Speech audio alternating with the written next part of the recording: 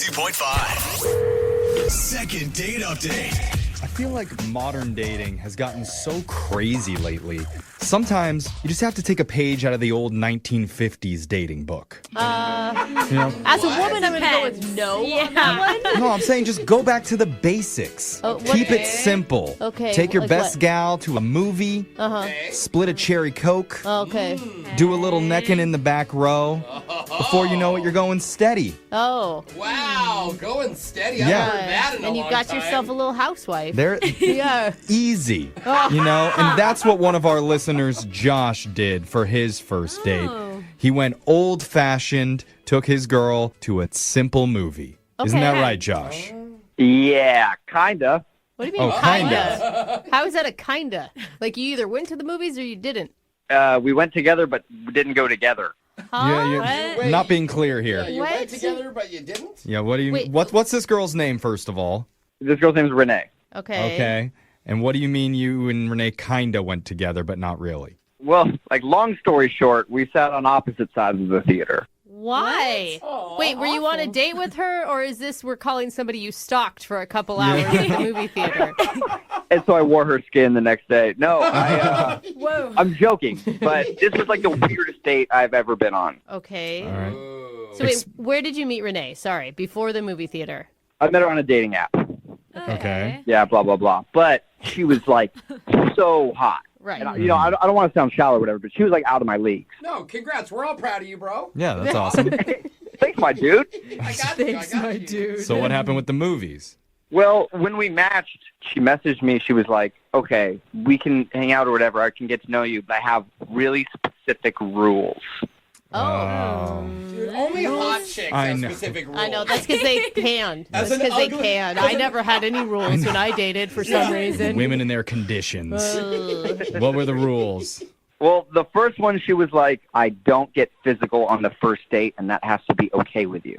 Of course. I mean, Okay, yeah. that's an understandable rule. I thought there was going to be something crazy, Yeah. like you have to buy me steak dinner at a certain restaurant. Actually, I think the girls that don't want to get physical on the first date are the most quality women that are Oh, holding get out. out of here, Oh, bro, Jeffrey. come on! I wasn't saying that as a dig at you. I'm just so saying. quality, if the a- ones that They're don't sleep around, the boring. ones that don't like They are sex. boring. Oh, No, give me it's a not break. boring. All right, it's just, prude. it shows that they know their own value and they're not going to give it up on the No, first date. what, we were back to her rules. What were her other rules? Yes. Yeah. Okay, so she only had one other rule, Okay. and that was that we should see a movie, but we're not going to watch it in a traditional way. She was like, I'll meet you in the lobby. We'll share a snack for like 15 minutes or whatever and talk. Okay. And then when we go into the movie, we will sit on opposite sides of the theater. What? Why? She said at the end of the movie, if you feel a connection before when we were talking, you walk to the center of the theater and we'll meet up and get a drink. And if not, then you just turn and go down the aisle and we don't have to see each other ever again. So, but I don't understand. Like, why even do the movie? Why not just go get coffee and spend 15 minutes together and then decide if you want to date then? Like, what? I don't know. I thought it was crazy, but I went through with it because I think it could have been worth it. Okay. Because she's hot. Yeah, exactly. So was it? Was it worth it? No. What happened? Here. Well, I met her and we shared popcorn in the lobby. And Nice. I thought we had a connection. We were laughing and we had a lot of the same interests and stuff. All right. It was great. And then at one point she looks down at her phone and she's like, oh, the previews are about to start. I guess we should go in. Okay. Yeah, you don't want to miss those previews. Yeah. Yeah. And before I could even say oh, yeah, that sounds good, she was already up and walking away. Whoa. That's not a good sign. Did you? I mean, I would have been like, oh man, I blew it. Yeah, well, part of me thought that. And then part of me was like, is this just part of the rules that I don't understand? See, Yeah. maybe you were already hitting it off. She could feel she wanted to kiss you and she had to leave. It does feel like some weird initiation into a club. She's trying to be untouchable. Yeah. Yeah. Well, it definitely creates a mystique around her. Like, she obviously doesn't just date any guy and let anything happen. So how did the movie part go? Well, I couldn't even focus on the movie because where we ended up sitting, I could kind of see where she was at. Okay. But I just was kept looking at her the whole time. I was wondering what's going to happen at the end of this movie. I couldn't even have fun and enjoy the movie. Oh, I could totally see that. I mean, that'd be weird. Yeah. What about her, though? What was she doing? And she didn't even look over once. Oh, she didn't. Oh, really? Well, No, not a she single could time. feel your eyes burning into the back of her skull, probably. Yeah. So by the end of the movie, what happened? So movie ends, credits start rolling. Okay. I kind of peek over. You know the lights kind of come up in the theater, like halfway? Yeah. Everybody else is getting up and walking out. I'm looking over at her, and she hasn't even gotten up yet. The credits are. She's like reading the credits. What were you doing? Was your heart just beating out of your chest? Oh, it was going like 100 miles an hour, and then finally the final credits roll, and then she just walks right down the aisle and out of the theater. Oh, no! No. Yeah. I mean, are you still interested in this chick? Because I think it's kind of messed up. Yeah, Brooke. I mean, my ego is not too big. I would definitely meet up with her again. Okay. You'll take the abuse. Yeah. What do you think you did wrong during the movie? I mean, honestly, that's one of the reasons why I called, because I don't know what I did. He couldn't have done anything wrong, really. Yeah, but it he sounds threw like- something at her. I mean, it sounds like this. Who knows with her, right? Like, Maybe- it could just be because she was just saying if there's a connection. I mean, what a vague Yeah. thing to say. But maybe it was a test where she wanted you to come up and break the rules. Oh God! Like Yeah. a bad boy. I'm going to tell you right now: stay away from women with tests. They're all crazy. All women play games, No. Brooke. You That's- should definitely make tests sure are that crazy, your women get dude. tested before you go and hang out with them. I do not agree with that. But you know what? We're going to play a song. We'll come back. We'll call Renee for you, and we'll try and get you your second date update. All right, man? Thank you, guys. All right, hold on. Is it possible to have a long-distance relationship while being in the same room as someone? That's a really funny way to put what happened. I mean, I'd say Brooke's about 6 feet away from me right now. Brooke, are Yeah. you feeling what I'm feeling? I'm not. Oh. You don't even know what I'm feeling. I just know that I'm not. Feeling a little bit weird. Maybe a little bit drunk, too. Okay, But maybe I am. maybe, Yeah, okay. you're right. You're right. All right, there's something there. But one of our listeners, Josh, told us he went to the movies with a woman named Renee, and she had some of the most extreme rules and conditions anyone could possibly put forward for a first date. Because she said they were going to meet in the lobby, talk for a few minutes while eating snacks, and then they could go into the movie, but they had to sit on opposite ends of the theater so that they wouldn't have any physical contact, because we all know kissing out of wedlock is a sin, and if you do it, you go to HE double bendy straws. Stop it. And she never said that was why. She just said that it was part of her rules. She said she wanted no physical But it contact. could have been something else. It could have been I the. don't know. I think it's a game, or she really doesn't like Well, after the film was over, she said if they felt a connection, they could meet up again in the middle of the seats and then go out for a drink. That was the agreement. And Josh was okay with that. The movie happened, lights came on, and Renee walked out.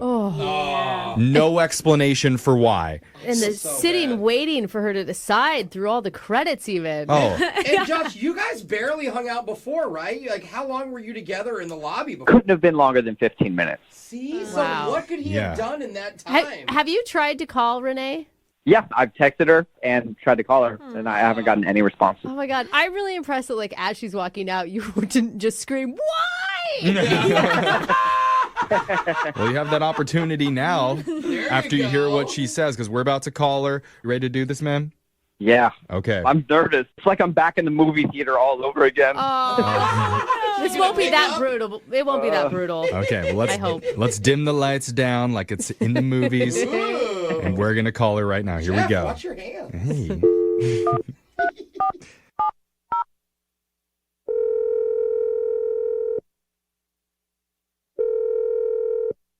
Hello?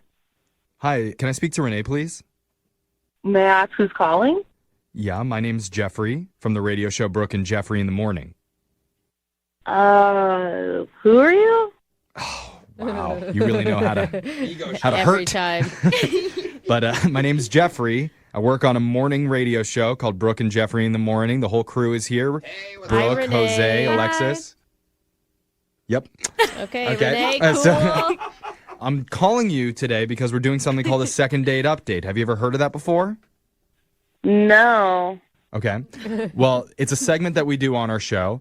And basically the idea is if you go out on a date with someone and afterwards, if they're not calling you back, you can email us and we'll reach out to that person for you to try and help you figure out the reason why. Okay. I guess I don't know why you're calling me. Well, we're calling you because a guy reached out to us. His name is Josh. Oh. That's not a positive response when we said Josh. Yeah. I take it you remember him? Yeah, I went on a date with him. It didn't lead to anything. That's pretty much Well, the long and short of it. Josh told us all about your date, and I have to be honest, it's one of the weirdest first dates we've ever heard on our show before. I mean, that's your opinion. I just got out of, like, a really tough relationship, and I do have, like, conditions now because there's a lot of thirsty guys out there, and I'm not about that life, so... I think that's fine. But can I ask, like, what's the point of sitting on opposite sides of the movie theater? Because he told us about that. Like, how do you ever get to know anyone if you don't spend any time with them on a date? I mean, we spent the 15 minutes together. Like, you know, he was a gentleman. He bought popcorn, like... Okay, so before the movie, you had a good interaction with him. Yeah, I mean, like, I really wasn't sure if there was a connection. We talked. It was fine. And then he agreed to my conditions, which I thought was, like, a good sign. But then, I don't know, like, it just didn't really work out. And, like, you guys don't have to agree with me on my conditions. That's just, like, how I feel. Like, that's just how I feel comfortable. And he agreed to it, so there shouldn't be an issue. No, that's fine. Like, I'm not judging you on your condition. It was just unusual. We've never heard of it before. It's just why, after he went through with all of it, I don't think a lot of guys would have gone through that. No. Why would you walk out without even saying anything to him? Well, I mean, I wasn't exactly alone in the movie theater. What do you mean? Like other people were watching the movie with you? Yeah. Because it's a public movie theater. I mean, obviously, Josh was in the theater too, so it couldn't have just been you. That's not what I mean. My brother was there at the movie, too, actually. Oh, What? no. Did you invite him? You set up a spy. You know, just because, like I said, I was in a really rough relationship and just, like, don't want to get hurt like that again. Okay. And my brother sat right behind Josh and saw Josh texting and flirting with another woman during our date. Oh, no. What? Yeah, but okay, wait. Hold on. How? One, how did your brother see that? And two, you guys aren't exclusive. You've gone on one date and you spent 15 minutes with the man. What, do you want him to stop talking to all other women? During the movie, like, I mean, I just think that's super disrespectful and classless. Like, you don't text another woman, like, Thing is, mid-date, it's a... know. Oh, really, Brooke? It wasn't Really? even barely I a don't date. know. I think texting in the movie theater is rude. Period. But Do you know what the that's text... weird, man. What did the text say? they were just like super flirty to some girl named Andrea, and I was like, you can't refrain from texting other women for like an hour and a half. Like, that's just kind of really shady and gross to me, so I'm not going to deal with that. That's why I walked out. I mean, it sounds like, it sounds like you got really hurt, and this past dude, your ex, really scarred you. But just because he's like texting with another person while you're in the same movie theater, I mean, it's not even really a date you guys are on at that point. Yeah, Brooke supports cheating. It's okay. That's not true. It's okay. Sleep around with whoever you want, whenever you want. But you know who I want to know? I want to know what Josh thinks about all this. Josh? Yeah. Oh, I need to tell you. Sorry, Renee. Josh has been on the other line listening. He wants to Jeffrey talk to you. is fired up. Well, I think it's rude. But Josh, what do you think? I do not know how to process this right now. Is it true? Is it true? It's kind of true. Okay. that means it's true. So wait, did you notice some dude sitting behind you looking over your shoulder? No. I mean, to be honest, I was pretty fixated on you, Renee, for most of that movie. See? What, in between texts? Hey, hold I'm a little on. confused. He's not lying. He literally said you only turned maybe once. You almost never looked at him, and he knew the exact moment you left. His eyes were on you, majority. Yeah. Not when he was One texting text. Andrea, so I just want to know who Andrea is. Like, don't deny it because I have screenshots. Okay. What? Damn. It was just one text to my friend, Andrea, and I had been talking with her about this date before I went on it, and she asked me how the date was going halfway through, and I told her. I already know that's a lie because I have multiple screenshots of multiple texts, and you send your friends who are girls kissy faces and winky faces and eggplant emojis. No, I don't think so. So, Dude, that is so weird. Oh, I mean, now Josh, it's weird, Brooke. No, not Josh. Her. Your brother is screen grabbing okay. somebody else's cell phone. You can't spy on people during a date. I mean, Josh, are you upset or not? Yeah. I mean, that's super invasive.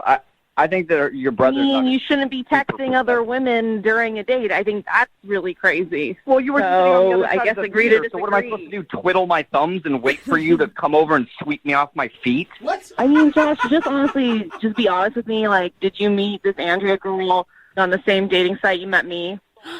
Yes.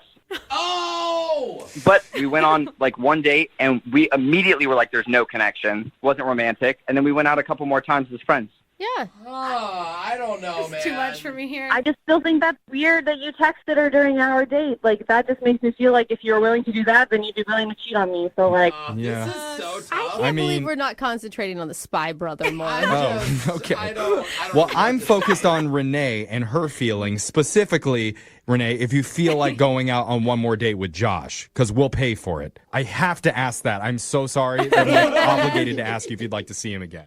I think probably not. I already don't trust this person, so it's kind of a moot point to go out again. Oh, Renee. Josh, what do you feel?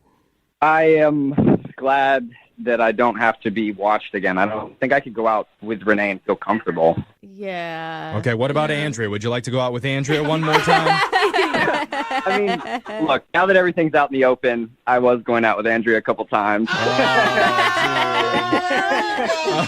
Okay. Josh, don't do me like that. Yeah, see, I could tell. I knew this guy was shady and rude. So, like, This was a roller coaster ride. Yeah, I don't know if this is a successful second date update or I not. don't think it is. Dude, Renee. Are you single and feeling out of the loop? Put away that mouse and get out of the house. Join In the Loop, Seattle's brand new activities club just for singles. Go to intheloopsingles.com today. Moving 92.5. Brooke and Jubal's second date update. The guy on the phone for a second date update today has a lot in common with me. Uh-oh. He's a rapper. Oh. Okay. Yeah, I spit a rhyme from time to time. I've See, I never- just did right there. I didn't even know it.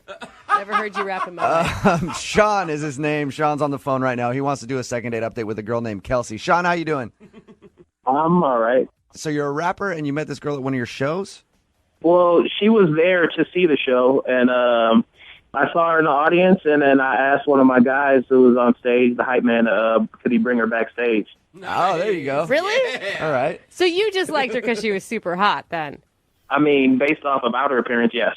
Yeah. And you're not looking out in the crowd going like, I bet she has a great personality. I need her backstage right now because I bet you she can make me laugh back there. That girl seems quirky, bro. Yeah. That would be so amazing if that was true, though. So you had her brought backstage. What was your first impression when you started talking to her?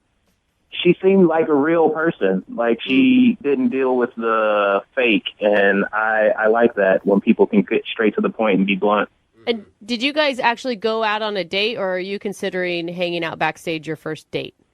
Well, we went to the bar after the show. Okay. So you haven't like met up with her for dinner or anything. You just hung out with her that night. I'm trying to now. I'm sorry. If a rapper is like, hey, come backstage, I'm thinking that I'm going to start making out with the guy. Did you guys make out? I wanted to while we were conversing, but I didn't. Oh, you didn't? What was the conversation like when you guys were at the bar? Did everything seem cool? Yeah, it seemed cool. We talked about our likes and dislikes, the normal conversation. And you were, I mean, she's for sure single because you just pick a random girl out of the crowd. Well, yeah, she said she was single, and I was really feeling her vibe. There was good vibrations coming from her, and I was giving them back, and we seemed like we were really hitting it off. Yeah, that's what I was going to ask you because, I mean, I do stand-up comedy, and sometimes you meet somebody after a show, and, like, if you hang out and have drinks and they go away, usually I'm like, whatever.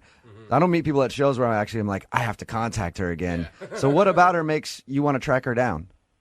Well, honestly, it was her look, and she was definitely smart. She had a thing about her. She wasn't like the typical girl that I would meet after a show. In your email, you said that there's a reason you think she's not calling you back. What's the reasoning? Well, the night that we hung out, later that night, I texted her kind of late, so maybe there was a misunderstanding and she thought it was for a booty call or something. I'm not sure. What did you text her? What'd you say? Are you up? Yeah. That's a booty call. If you get back. a text after like 10 o'clock at night that says, are you up? That usually means, hey, can I come over and we do it? No, I had just left from over there like a few hours ago, but I was having trouble sleeping, so I was wondering if she wanted to talk You her. really wanted to talk. So sorta.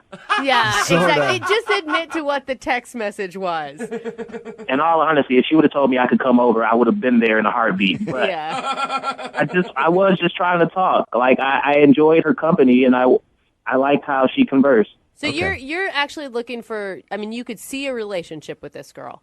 It's a possibility because, I mean, again, we only hung out once, but I'd like to get to know her better. So the reason you think she's not calling you back is because you think she thinks you were trying to do a booty call. I hope that's not it, but yes. That's exactly what I would have thought. Have you tried to send her any texts other than that one? Unfortunately, yes. Okay. Oh, no. And what did those say, and how many? Maybe like 3 or 4 Were other they- ones, but she doesn't respond, so Are you only texting her late at night after your shows? sometimes before I went on stage, there was one text said, "Hey, I'm about to go on." All right. Switch it How up do you a even little. respond to that? Like, good job. All right. Well, we're going to play a song, come back, call her, and get your second date update, all right? Thanks, I really appreciate it. Moving 92.5. Brooke and Jubal in the mornings. Second date update. Yeah. Gosh. Time for your second date update. Went out. You see what I mean? I was talking about earlier how I'm a rapper too. Yeah. Filthy, bro. Bars. man. Oh, man. got Bars for days. It's time for your second date update. If you don't understand why I was doing that, Sean is on the phone, and Sean is a rapper. He actually met the girl that he wants us to call today at one of his shows. He was on stage performing, saw her, liked her, sent one of his guys to go grab her and bring her backstage. They talked for a while, even had drinks at the bar, but now she's not texting or calling him back. He's texted her a few times. He thinks the reason that she's not getting back is because later that night, after he dropped her off, he sent her a text saying, "Are you up?" which is international code for, hey, I want a booty call. And so he's thinking that maybe she thinks that's all he's about. Sean, are you about ready to give her a call? Yes, please. Do you have like something prepared that's sweet to say to her to prove that you're really interested? No, but I can. Okay, think about something. Yeah, you might want to think about it while we're talking to her. I'm going to dial her phone number right now, get her on the phone, and see why she's not calling you back, okay? Thank you. Yep, here we go.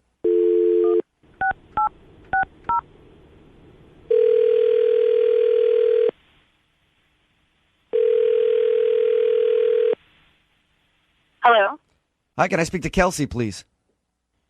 this is she. Hey, Kelsey, how are you? This is Jubal from Brooke and Jubal in the Morning. Okay, I'm good. How are you?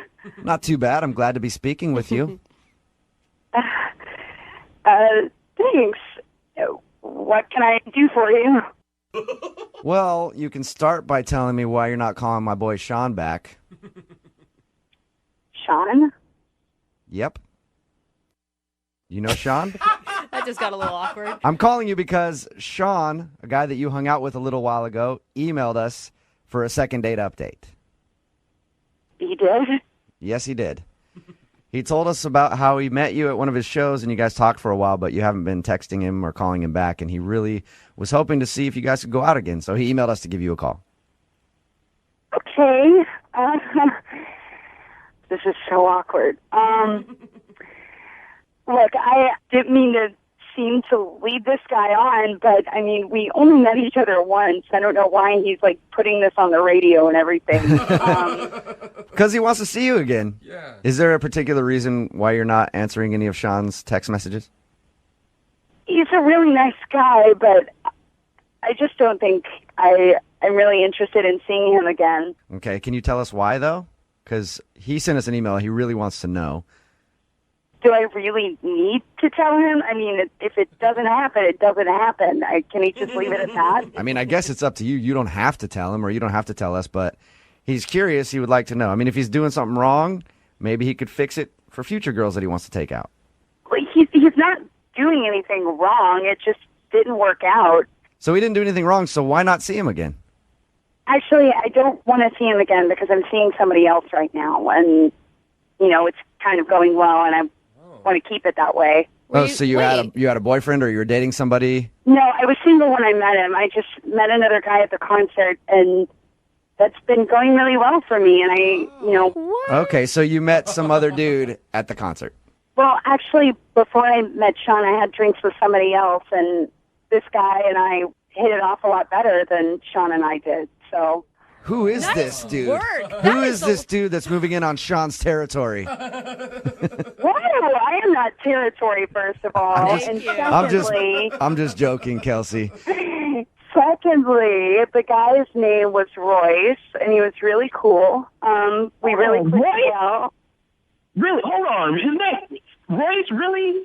Hey, You're not Sean. talking to me because of Royce? Sean, hold on. I haven't told her that you're on the other line yet. Oh, my God. Kelsey, that's Sean. He was actually listening to the conversation. What? Like, I know Royce. He's a sleaze bag. You're not talking to me because of Royce? What? Really? Wow. What's going on right Okay. now? Oh, my gosh. Yeah, Kelsey, that's how these things work. We kind of find out the reason that you're not calling somebody back and they listen on the other line. Who is Royce? Yeah, what's his... Royce is the hype guy who went and grabbed her for me. Oh, really? Are you serious? And he had drinks with her first? Clearly, this is ridiculous. Oh, my God. So your boy who you're like, hey, go grab that girl. He grabbed her He for did sure. grab her, I guess. I can't believe this happened. Kelsey, really? Well, yeah, I mean, I'm sorry. I didn't mean to hurt your feelings, but, you know, we got along really well. You do realize it's my hype man, right? Okay. I don't see why that would affect how I feel about him. I mean, we've been getting along really well. He's a really cool guy. Sean, have you actually talked to Royce about Kelsey not calling you back and everything, too?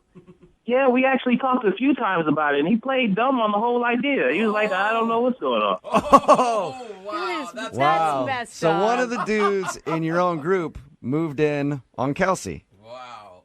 I really feel like this is bullshit, and I don't understand why Royce would do this and be lying to me. And two, why Kelsey would choose this guy over me. I mean, he was a great guy. That's all there is to it. I really enjoyed spending time with him. I have the right to choose who I want to hang out with. Kelsey, can Royce do this? Mr. Seductive, a.k.a. counterproductive, stay doing nothing, but how do you trust him? I tell you, I'm changing the substance of your bodily functions from making you love him, a.k.a. verbal mental thugging. Basically, it's mental drugging. Now, come here. Let me get you more comfortable. As I flip you out of something, I commence to love him. My hobby is playing verbal volley from the list of things. You like the word wrestle, probably. Would you stop laughing?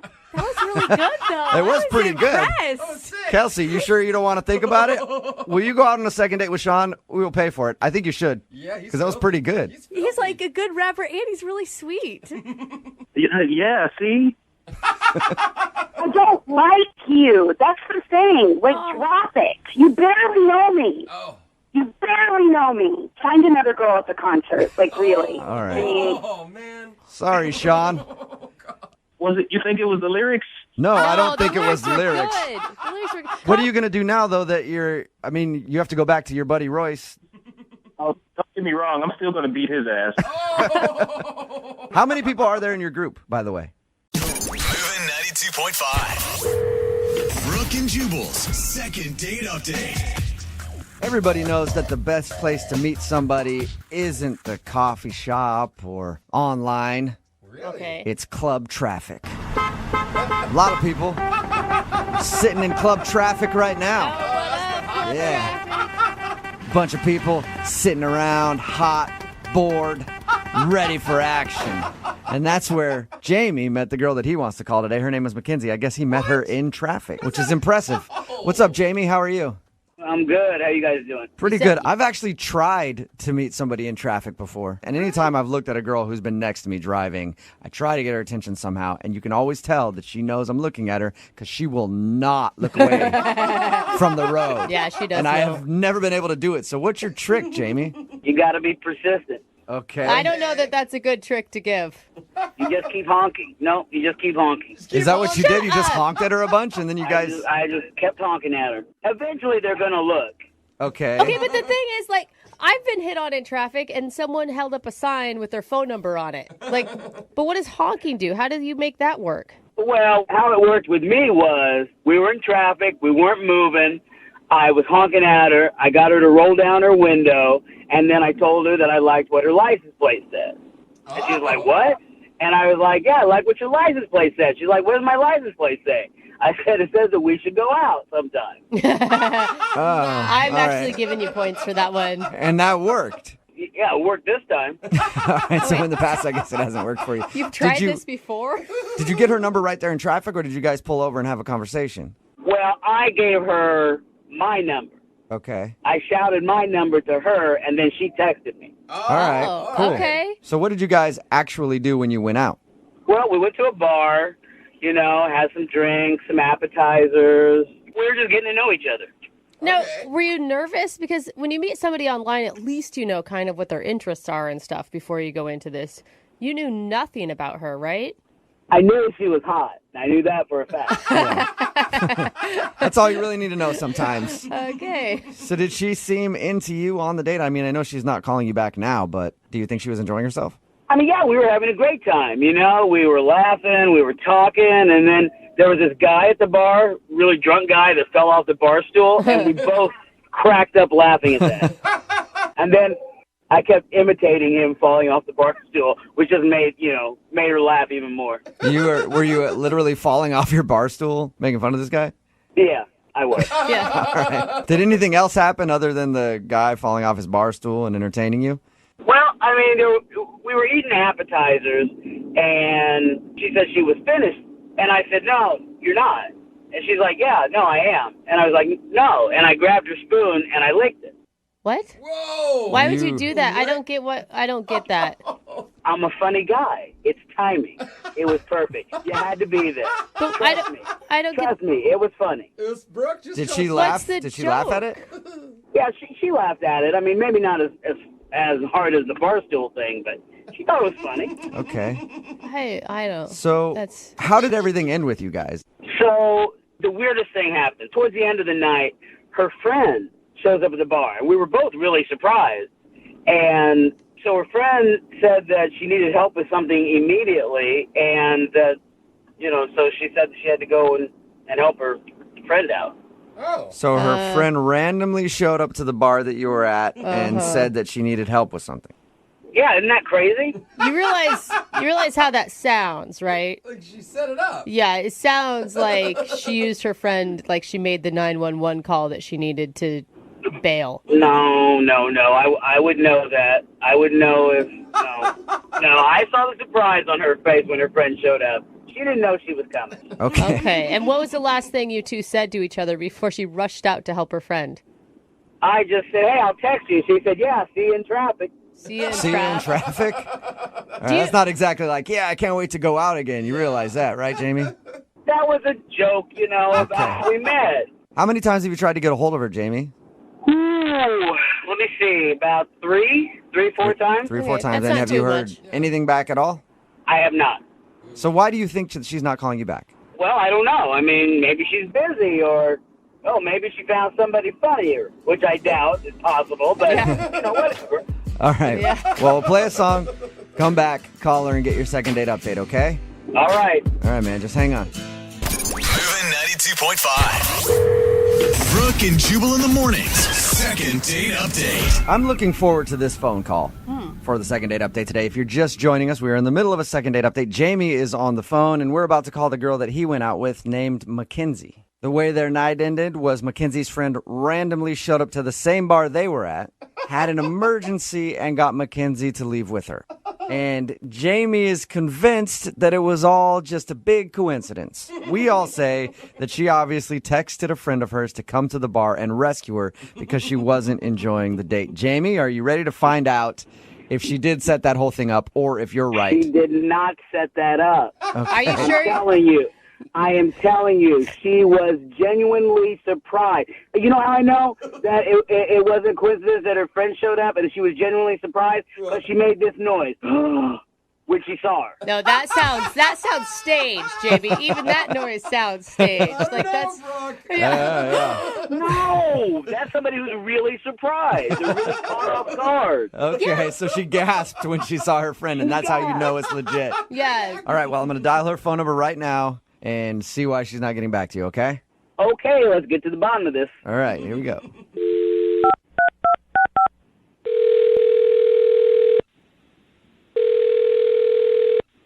Hello? Hi, is Mackenzie there? This is me. Hello. Hey, Mackenzie, how are you? This is Jubal. I host a radio show called Brooke and Jubal in the Morning. Oh. Okay. Hi. Why are you calling? Hi, Mackenzie. Well, I'm calling because one of our listeners actually sent us an email about you. Oh, that's weird. It was somebody who is a big fan of yours and would love to hang out with you, but you're not calling him back after you guys went on a date. Oh. Have you been on a lot of dates recently, or? No, not really. I think I know who you're talking about. Yeah. Wonderful. Is his name Jamie? Yeah, that's him. Yeah, you got it right. Yay! Jamie emailed us because he said that you guys went out on a date and he had a great time, but now you're not calling him back, so he can't figure it out. And he was wondering if we could get you on the phone and find out why. Oh, wow. Wow. Do you mind telling us? I don't know. Kind of weird date, I guess you could say, in the category of weird dates. Yeah. Really? He seems a little strange. Yeah. What was the weirdest thing about Jamie? He just, he's one of those guys who just tries to make you laugh, like, a lot. And when we first met, I thought he was funny because we were in traffic, and he started honking at me. He told us how you guys met. He was in traffic, honked at you, and used some cheesy pickup line. Yeah, it was actually funny, though. He talked about my license. I actually gave him points for that because it was a pickup line that was obviously cheesy, but not creepy. Yeah, and it was kind of creative, like no one ever done that before. So I was like, oh, that's interesting. So I thought, why not? I'll go out with this guy and see what he's all about. And I found out what he was all about. That sounds so positive when you say it like that. Sounds like you didn't like what Jamie is all about. No, not really. Okay, so what is Jamie all about?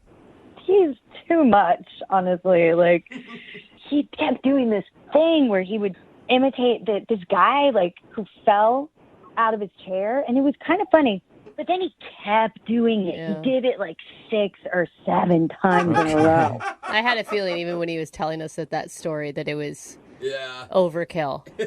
Yeah, and did he tell you about his impressions? No, he didn't tell us anything about impressions. Who knew he was an impressionist?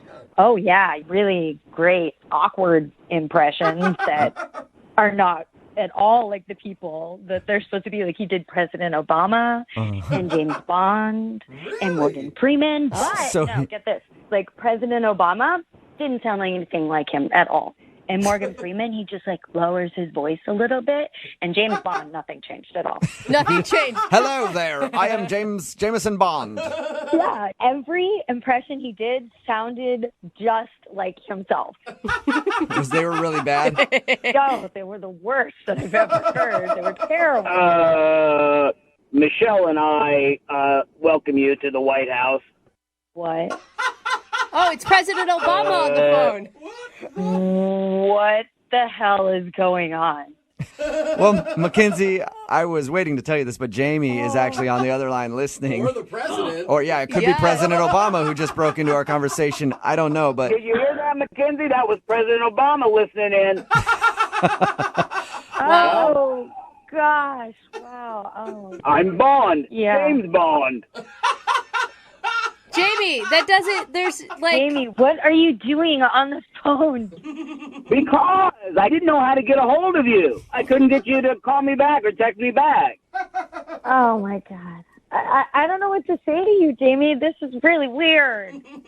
I just don't understand. I mean, you were laughing at all of my impressions. I mean, you didn't say anything. Come on. Come on, that Obama, you couldn't tell the difference.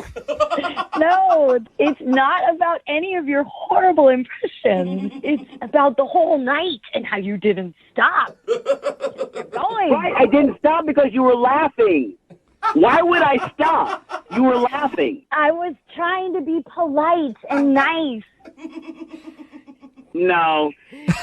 No. Jamie, yes. I mean, she's saying it. How can you say no and disagree with her when it's Mackenzie herself telling you this. I know genuine laughter when I hear genuine laughter. She thought I was funny. Yeah, but Jamie, I mean, the point of a first date is to get to know each other, right? So if you're on the whole time, Mackenzie doesn't ever get a look at who you really are. Exactly. Do you know who this is? The penguins are marching along the ice. Huh? I don't get it. Hey, Jamie, who was that? Come on. It's Morgan Freeman. How is that Morgan? Oh, the penguin. What? Got it, Jamie. You know what? I recognized the voice because I was like, dude, I know where it's from. It was just on the tip of my tongue. Right? It's Morgan Freeman, huh? Yeah. Jamie.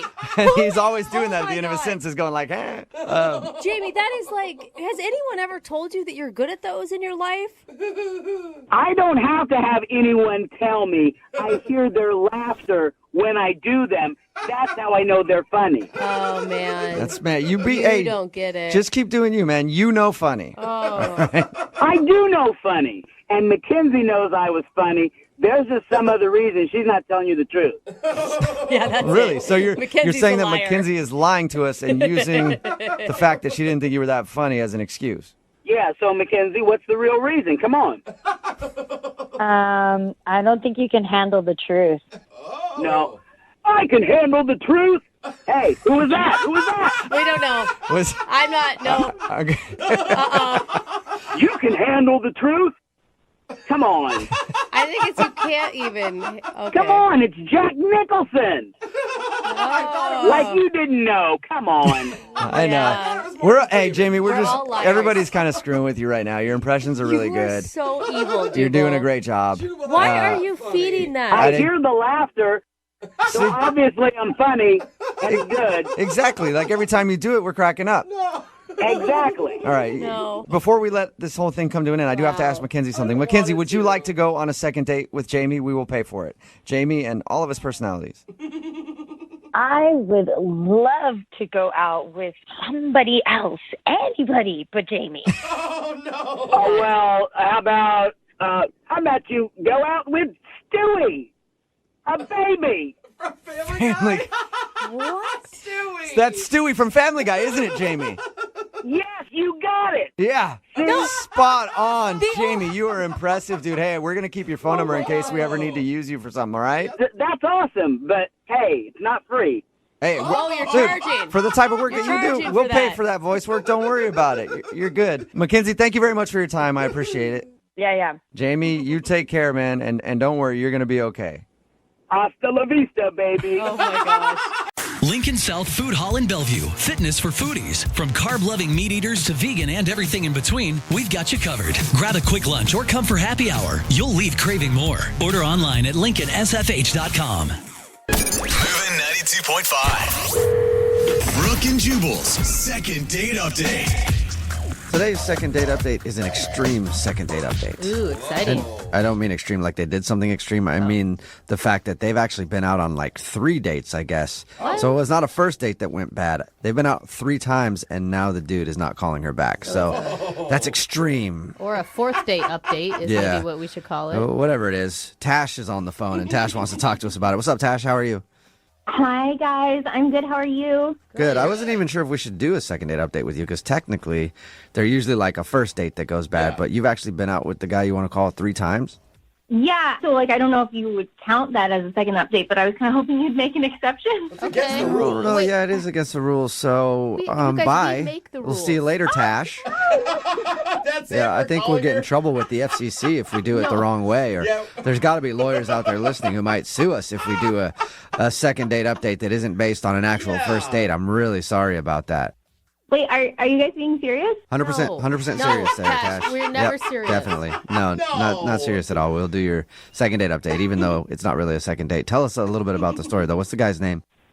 His name is Robert. Okay. And where'd you meet him? It's actually a really hilarious story how we Probably met. not. Probably not if you started with that. But go ahead. So I was giving flu shots at this law firm, and I gave him a flu shot, and he gave me his number. Oh, okay. Like I said, he liked the cute Not nurse. the most hilarious thing I've ever heard, but cool story. I just thought it was funny because, he gave me his number, Okay. Yeah. Hysterical. You gave him the Yeah. flu, and he gave you his number. But hey, that's exciting though. Like you're a nurse, obviously, and you're gonna be going out with the hot lawyer. Well, I hope you're a nurse. I hope you're not just showing up to random offices getting flu shots. Are you a Well, nurse? honestly, I'm not like officially a nurse. I'm like a volunteer, but they like give you this course that you can do legally, Oh. like whatever. I didn't know that. Like, I always thought I was getting my flu shot by somebody official. Maybe you are, maybe you're not. I don't know. Well, risk All right. I guess I'm willing to take. Well, tell us about Robert. How have you guys gone out 3 times and now he's blowing you off? Well, so like a little bit about him is like he's a lawyer, so I was dating a lawyer, go me.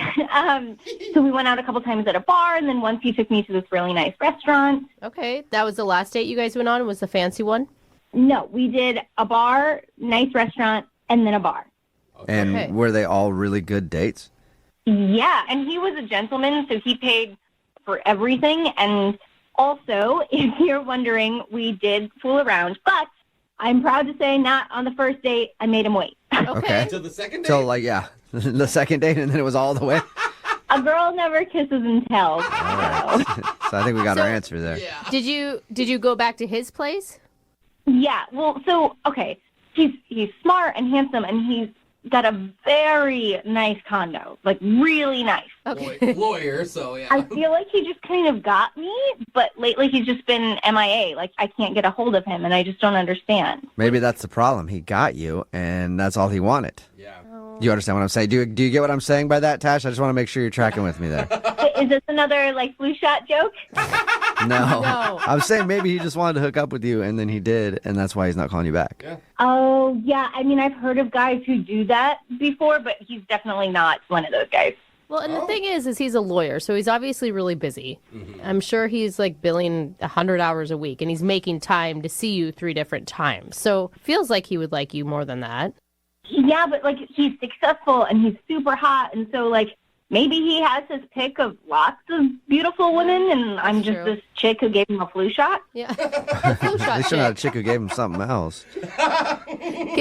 Medical Yeah. in general. There is one other thing, though, just because, like, I know that he's, like I said, he's a lawyer, and he's hot and successful. Like, I don't know if maybe he is dating other people as well, and there was just this one time where I came to his door, right, and he made me wait, like, 45 seconds before he let me actually come in. So, like, he was there, he said, hi, hold on, and he made me wait, like, 45 seconds, so I don't know if he was putting away pictures of other women, or he was, like, finishing up a phone call. Do you actually, like, open the door and then close the door and tell you to hang on and then open it again? Correct, yeah. Okay, that's kind of weird. Little sketch. Did you Maybe guys- this place was dirty. Maybe he was just trying to clean it up.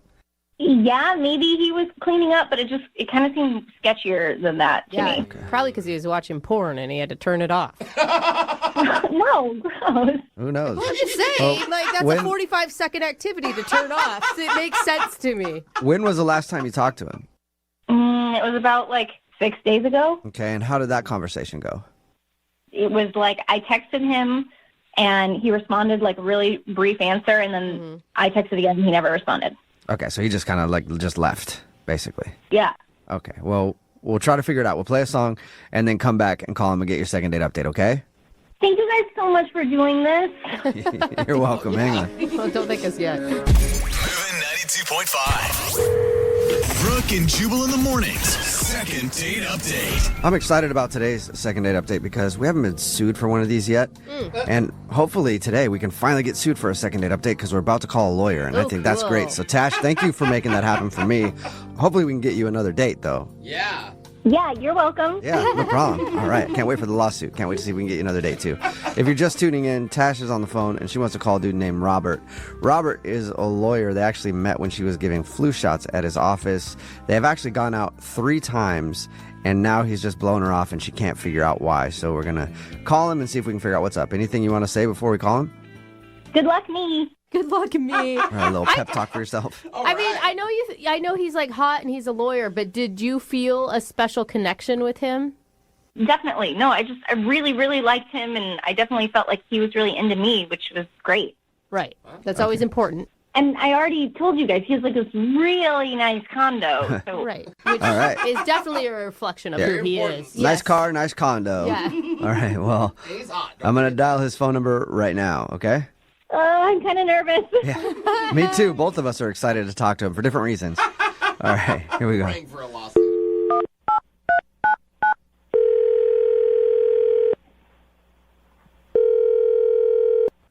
Hello? Hi, can I speak to Robert, please? Yeah, this is Robert. Hey, what's up, Robert? How are you? This is Jubal from Brooke and Jubal in the Morning. Okay. Okay. Hello? Do you know what that is? Sounds vaguely familiar. Yeah, okay. I figured you didn't know based on the very long pause when I said my name. It's Jubal from Brooke and Jubal in the Morning. It's a radio show. Yeah, I've heard of you guys. Okay, cool. Well, Thank you. I mean, I don't listen, but I've heard of it. Okay, well, I retract my thank you. I mean, as long as you've heard of it, I'm good. Yeah. What's this about? Okay, I forgot. I got sidetracked. We do this thing on our show called a second date update. That's where if you go out on a date with somebody and then end up not calling them back after, they can email us to get you on the phone and figure out what happened. Okay. Okay, and so we got an email about you from someone who you've actually been out on a few dates with. Really? Yeah, her name is Tash. Oh. Right.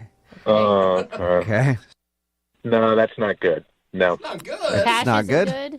I just think it's better that I don't see her anymore. So, yeah, I think that's I can't. Is there a specific reason? I mean, she said she really liked you. You guys went out on like 3 dates. No, she's great. I mean, you talk to her, you just let her know that it's just there's a big misunderstanding, and I'm not quite sure how to fix it. Okay. I mean, from what you're saying to me, big misunderstanding. Can't see her anymore, even though she's great. Are you cheating on somebody? Oh, no, nothing like that. No. Okay. Well, it sounds like you feel bad about something. I kind of do, because she's very pretty and she's funny, and Okay, so you said to tell her that you're sorry that you can't see her again. If you guys could just tell her that I'm sorry, I can't see her again. But that's what I'm saying is if you like her enough to be like you're really sorry about it and feeling bad, don't you think you should give her some closure so she knows why you stopped talking to her? Okay. So on our first date, seems to be going really great, and then she just says out of the blue that she's just really excited to go out with a lawyer. Okay. I think a lot of girls would be. You think she was only concerned with you being a lawyer, like she just liked you for your job? Well, the thing is, if she's really excited about me being a lawyer, that's the sticky part, because I'm not. Oh. Oh, what? What do you do at the law firm then? Yeah. I work in maintenance. So I was just, standing in line with everybody else to get my shot, and she just assumed that I was. And I didn't realize that she didn't know that I wasn't. I mean, I would have told her the truth. I mean, I swear. But if you could just seen her, the way she lit up when she's like, she seems so happy about the lawyer thing. You're like, Okay. So you just went with it. Yeah, I had to. She didn't seem like she'd be happy about dating a maintenance guy. Like, just from the way she was talking, and she was gushing about it. And I was just, all of a sudden, like, the tunnel vision hits you, and you're like, well, what do I do? And so I kind of went with it. Okay. But I didn't expect her to want to go out with me again, and I talked to one of my buddies at the firm, and he let me borrow his I can't believe I'm telling you this. He let me borrow his condo and his car. What? Oh, yeah, because she mentioned that you had a really nice place and a really nice car. You took the lie that far that you're borrowing someone's house? I didn't know what to do. I was just, I mean, I liked her, you understand, I liked her a lot. And I didn't think she'd like me back if I wasn't. All of a sudden, at this point, I'm stuck. So I just tried really hard to look and sound like a lawyer, and it's what I did. Oh. I mean, I feel horrible now. I mean, I can't keep this lie going. It's just too much. Yeah. I know how that feels to keep a lie going and you feel bad about it, because I've been keeping a lie going for a few minutes now, and I feel bad about it, because guess what? She's on the other line listening and wants to talk to you. Wait, what do you mean? I mean, she's on the other phone line and wants to talk to you. Tash, are you there? What's going on, Robert? Are you really not a lawyer? What? That's the first thing. Just come clean. God, no, Tash. I'm not a lawyer. At best, I clean lawyers' toilets. Oh my God! Wait, is it also not your condo? It was really nice. No, it's not my condo. I mean, you know that one time you came over and I made you wait a few minutes? I was actually taking down my buddy's pictures of him and his fiancée. Oh my God, you lied to me. Yeah, I'm really not proud of any of this. I mean, look, just to clarify, I never told you I was a lawyer. You kind of came to your own conclusion on that. Admittedly, though, I never stopped it. So Yeah.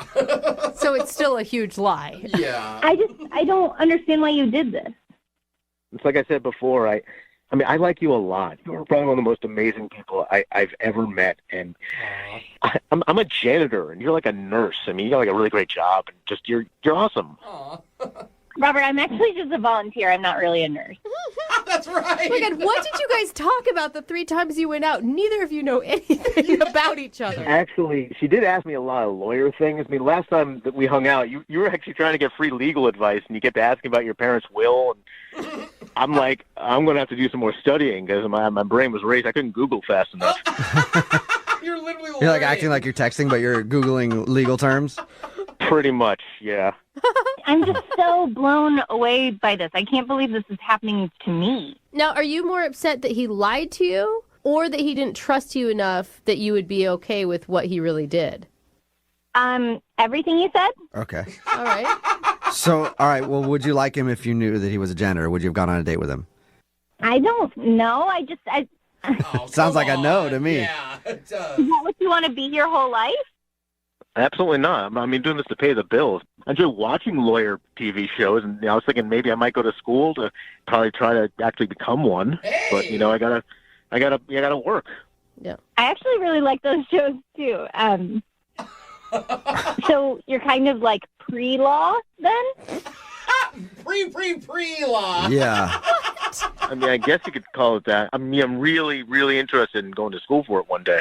Hey. Oh, there you go. Okay. That changes things. Okay. Oh, wow. All right. So, Robert, let me ask you this. Would you like to go on I guess it'd be a 4th date, but I'll say 2nd date just because that's what I say. And I can't get out of my flow or I'll get all messed up. Robert, would you like to go on a 2nd date with Tash? We'll pay for it.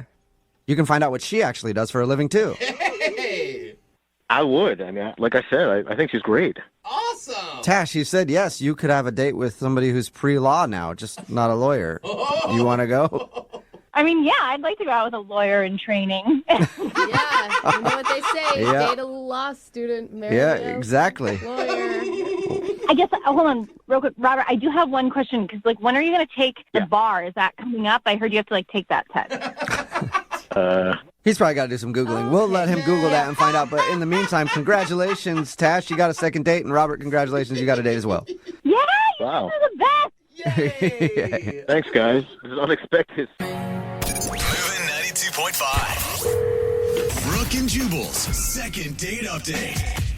There are all types of places that you can meet somebody to date. Online, apps on your phone. Right. Or sometimes while you're out on a date with somebody else. What? Yeah. No. I mean, That's- I thought you were going to just say in person. That's where Abby met the guy she wants to call today for a 2nd date update. Apparently, she met him while she was out on a date with another dude. No. What's up, Abby? Hey, how are you? Well, I'm pretty good. Hello, man eater. My God. I'm not.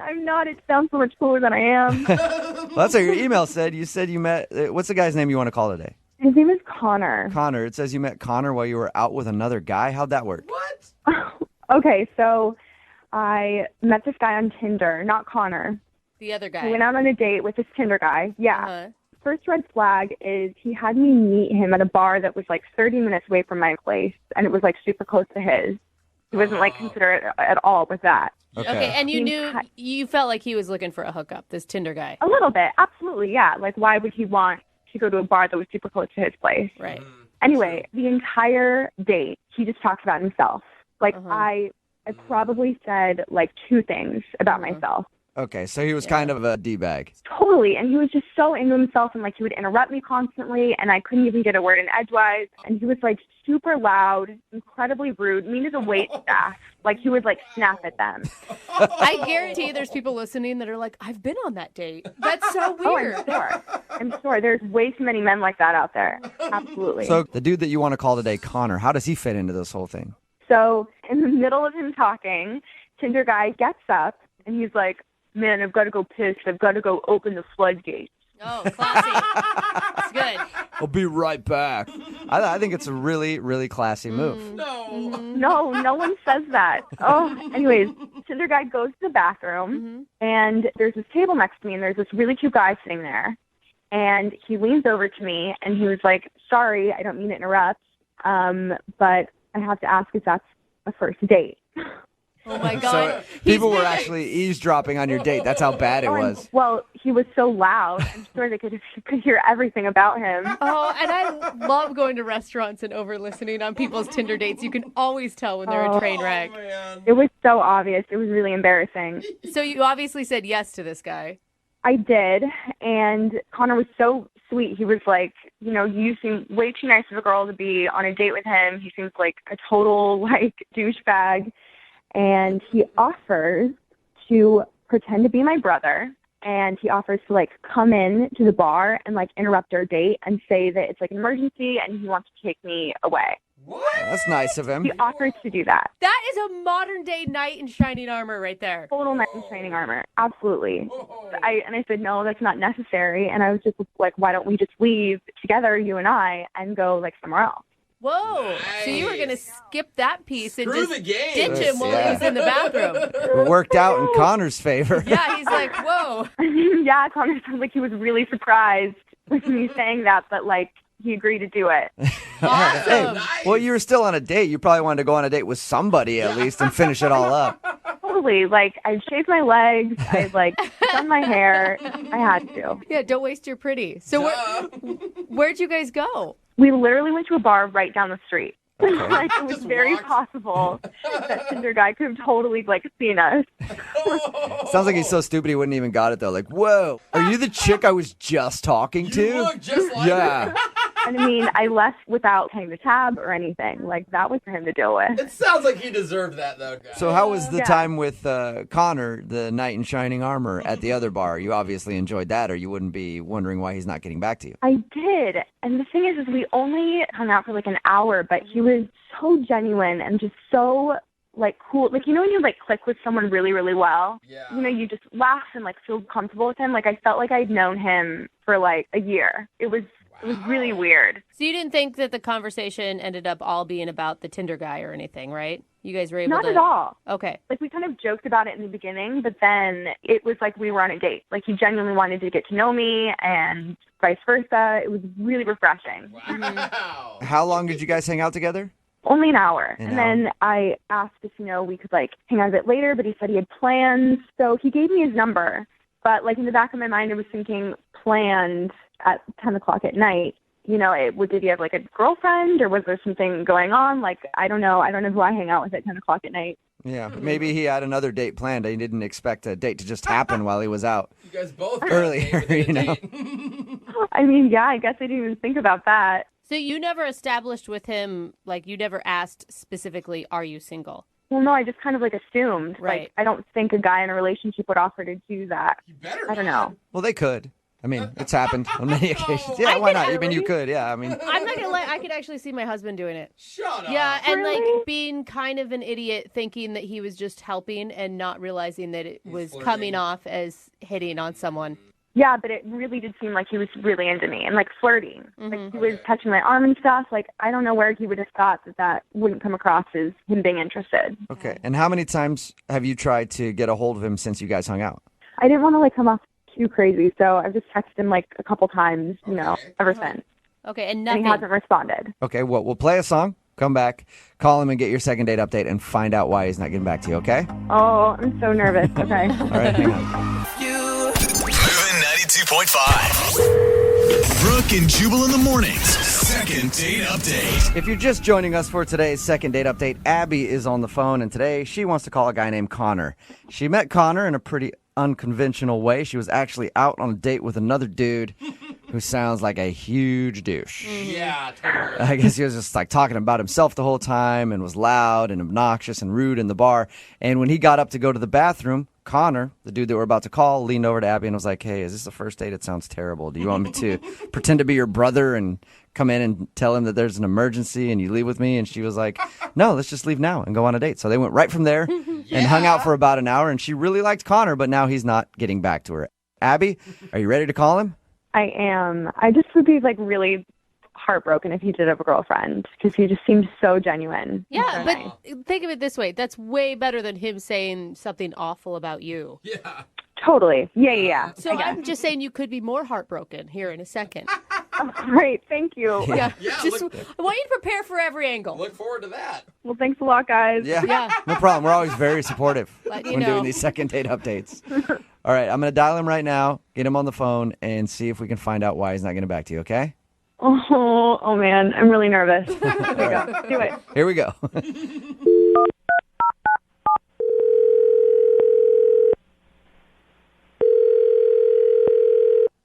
Hello? Hi, can I speak to Connor, please? This is Connor. Connor, how are you? This is Jubal from Brooke and Jubal in the Morning. I'm sorry, you said your name is Jubal? Yes. And what? Huh? From Jubal from Brooke and Jubal in the Morning. It's a radio show. All right. And you're calling me why? I'm calling you because we got an email about you from one of our listeners, and they asked us to give you a call. I don't understand. I'll explain it for you. So we do a segment on our show called the Second Date Update, right? It's where if you go out on a date with somebody and then end up blowing them off after, they email us to see if we can get you on the phone and find out why you didn't call them back. Okay. So what does it have to do with me? I don't get it. Because you recently went on a date, sort of, with a girl named Abby. Yeah, but I don't want to talk about that. Is there anything else that I can help with? Hang on one second. Like, Abby asked us to call you because she wants to know why you won't get back to her. She said she had a really fun time with you and thought you guys had a great connection and chemistry and everything else. I really just don't want. Well, she was nice on all those things. We had a really fun time, and I thought it was going to be great. But I just don't want to talk about it. Connor, hold on a second. Take a breath. The thing is, she really liked you, man. Like, we talked to her about your date. By the way, nice move, swooping in and rescuing her from a dirtbag. Totally. Well, she told you about all that? Yeah. She told us about how you guys met. She told us about how you hung out for a while after, and she told us how she really liked you, and now you're not calling her back. Dude, she sounds like a really nice girl, and even though you guys spent an hour together, she's invested into this. God, this is so... I wish I could make it different. I really do, but I just can't. I just can't. What do you mean you can't make it different? Yeah. I mean, I feel like you can do whatever you want to do. Are you really uncomfortable right now because you're actually in a relationship and you don't want your girlfriend to find out? That's not it at all. That's not it at all. She was really nice. She was really sweet. It just wouldn't work out. Hold on a second, Connor. If you're saying that she's nice, sweet, and you're available, don't you think you owe her an explanation in telling her why you're not getting back to her? I mean, did you just not like her? No, I totally liked her, but I like the way my face looks more. What? You like the way your face looks more? Oh, my God. You want to date yourself? What are you talking about, man? You're rambling right now, not making any sense. Okay, all right. She obviously told you guys how we met. Mm-hmm. Yeah, which again, nice move. And we hung out afterwards. And after the date, I'm going home, and I'm walking up to my apartment, and I get confronted, attacked by douchebag. What? Who she was with at the first place. What? Are you serious? Wait, Tinder date douchebag? Whatever the hell his name is, the knuckle dragging frat boy douche follows me home, telling me that I'm not allowed to talk to her, I'm not allowed to contact her. If she contacts me, all this stuff is going to happen to me. Psycho! Wow. Dude. I mean, he pushed me, and he was trying to get physical, but he was 10 times bigger than me, and I'm just oh man, I got to talk my way out of this. You know? What did you say to him? I just said, look, I just met her for the first time. She asked me to get her out of there. I didn't know what your relationship status was or anything. And he's swearing and cussing at me, and he's ready to blow a gasket. And he's that's my effing girlfriend, and you don't talk to her. Wow. Wait a minute. That's crazy. So That's so crazy. Do you think that was actually her boyfriend? I don't know. I met her for the first time. All I know is that this dude knew where I lived, followed me home, and I'm not going to mess with him. Dude, that's not her boyfriend. That's like some psycho Tinder guy. If it was her boyfriend, she wouldn't be contacting us to put all of her business out on the radio. Oh, we don't know that for sure. We have had a lot of weird things happen. It could be her boyfriend of like 7 years, and we had no idea. I know how we can find out, though. Yeah, you can ask me. Okay, good. Thank you, Abby. Huh? What's going on? Connor, that's Abby. She's actually on the other line listening and wants to talk to you. She's on the phone? Yeah. Why don't you talk to her and find out the information for yourself? Yeah. Yeah, Connor, hi. Is this dude your boyfriend or what? No, he's absolutely not my boyfriend. Everything I told you is true. You know, realistically, it doesn't really matter because this dude knows where I live, and he wants to kick my ass, and I don't want any part of that. Connor, that is so cowardly. You're going to let this guy not date a girl that you're interested in because you're afraid of him? What? Abby, you saw this guy. He's huge. I can't believe that you just called him cowardly. I'd be scared poopless, too. But if you really like someone, it shouldn't matter. Why are you so nonchalant? Why are you so nonchalant about your Tinder date being so crazy? There are a lot of crazy douchebags out there, but I am more concerned about Connor. He was willing to, protect me when Tinder guy wasn't there, but when he is, he just, backs out. I don't understand. Wow. How am I the bad guy here? I almost got my ass beat. Connor, I'm not saying you're a bad guy at all. I'm just saying if you're going to be a man, then be a man the entire time. Ouch, Abby. Yeah. That hurt. That hurt me listening to it. Yeah. I don't understand how I'm being hurtful. I just need him to man up. Man up? I mean, I met you and talked to you for an hour, and I just wasn't ready to get beat up for you. Abby, it sounds like you're more interested in two guys fighting over you than you are in actually dating Connor. No, I really, really, really like Connor. It's just confusing to me because he was my hero that night, and a hero doesn't back down to a bully like he's doing right now. I'm just so confused. I didn't want to back down, but I did. You know, that happens a lot. Sometimes you're confronted with something like, I don't want to back down from this, but you know what? I'm going to. Bye. Well, Connor, let me ask you this. Would you like to go out on a second date with Abby? We will pay for it. Maybe we can even hire a security guard to come along with you if you need it. You should go, Connor. You know, Abby, I really do like you. I mean, I am a little scared of this guy, but you make some excellent points. Maybe I need to stand up for myself a little bit. Yeah. Yeah, I think you should. So is that a yes, Connor? Will you go out with her again? Well, he probably can't take both of us, so yeah, let's give it a go. All right. If he does, you're going to throw Abby in front of you. Yeah, for sure. Use her as a shield. Abby does sound scrappy, I will say that. Abby, do you want to go out with Connor again, even though he let you down in the manly department? I would love to go out with Connor again. Yay! And Connor, I can really help you be tougher. We can take a Taekwondo class together. Or, Abby, great idea. You guys go to a bar on your next date, and then you just mouth off to people left and right. I'm sure eventually somebody will want to punch Connor in the face. Brooke and Jubal in the morning. Text in at 78592 that says, please get an update on that second date update when the guy is in the hospital. I would love to hear from him. If you missed today's second date update, Abby wanted to call a guy named Connor. She actually met him while she was out on another date with some D-bag that she met off of Tinder. I guess the guy was rude and loud, and this guy, Connor, could tell that she was not enjoying herself, so he leaned over and was like, hey, is this a first date? Do you want me to help you out and pretend like I'm your brother and there's an emergency? And she was like, no, actually, let's just you and I go to another bar right now and have a date. Wow. So they did that.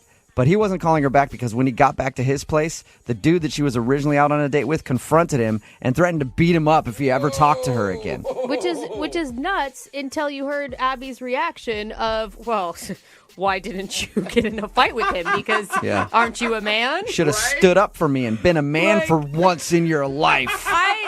At the beginning, I felt bad for her with that D-bag, but then afterwards, I'm like, maybe she should be with him because they sound like a match made in heaven. I'm not going to get beat up for you. I just met you, okay? Well, he agreed to go out with her again, so the impending beatdown is coming. Oh, no. And we'll hopefully follow up with them and see how everything went. Oh, Remember, man. if you want... Moving 92.5. Brooke and Jubal's second date update. Let's face it, there is no sexier job out there than a mailman. Yeah. Hey. That's why I'm always ordering stuff from the Postal Service. Waiting for them to show up at my door, and I answer it in my negligee. Just, oh, hello, Mr. Postman. Is that for me, for little old me? I forgot there was going to be a package delivered today. Look at me just dressed like this.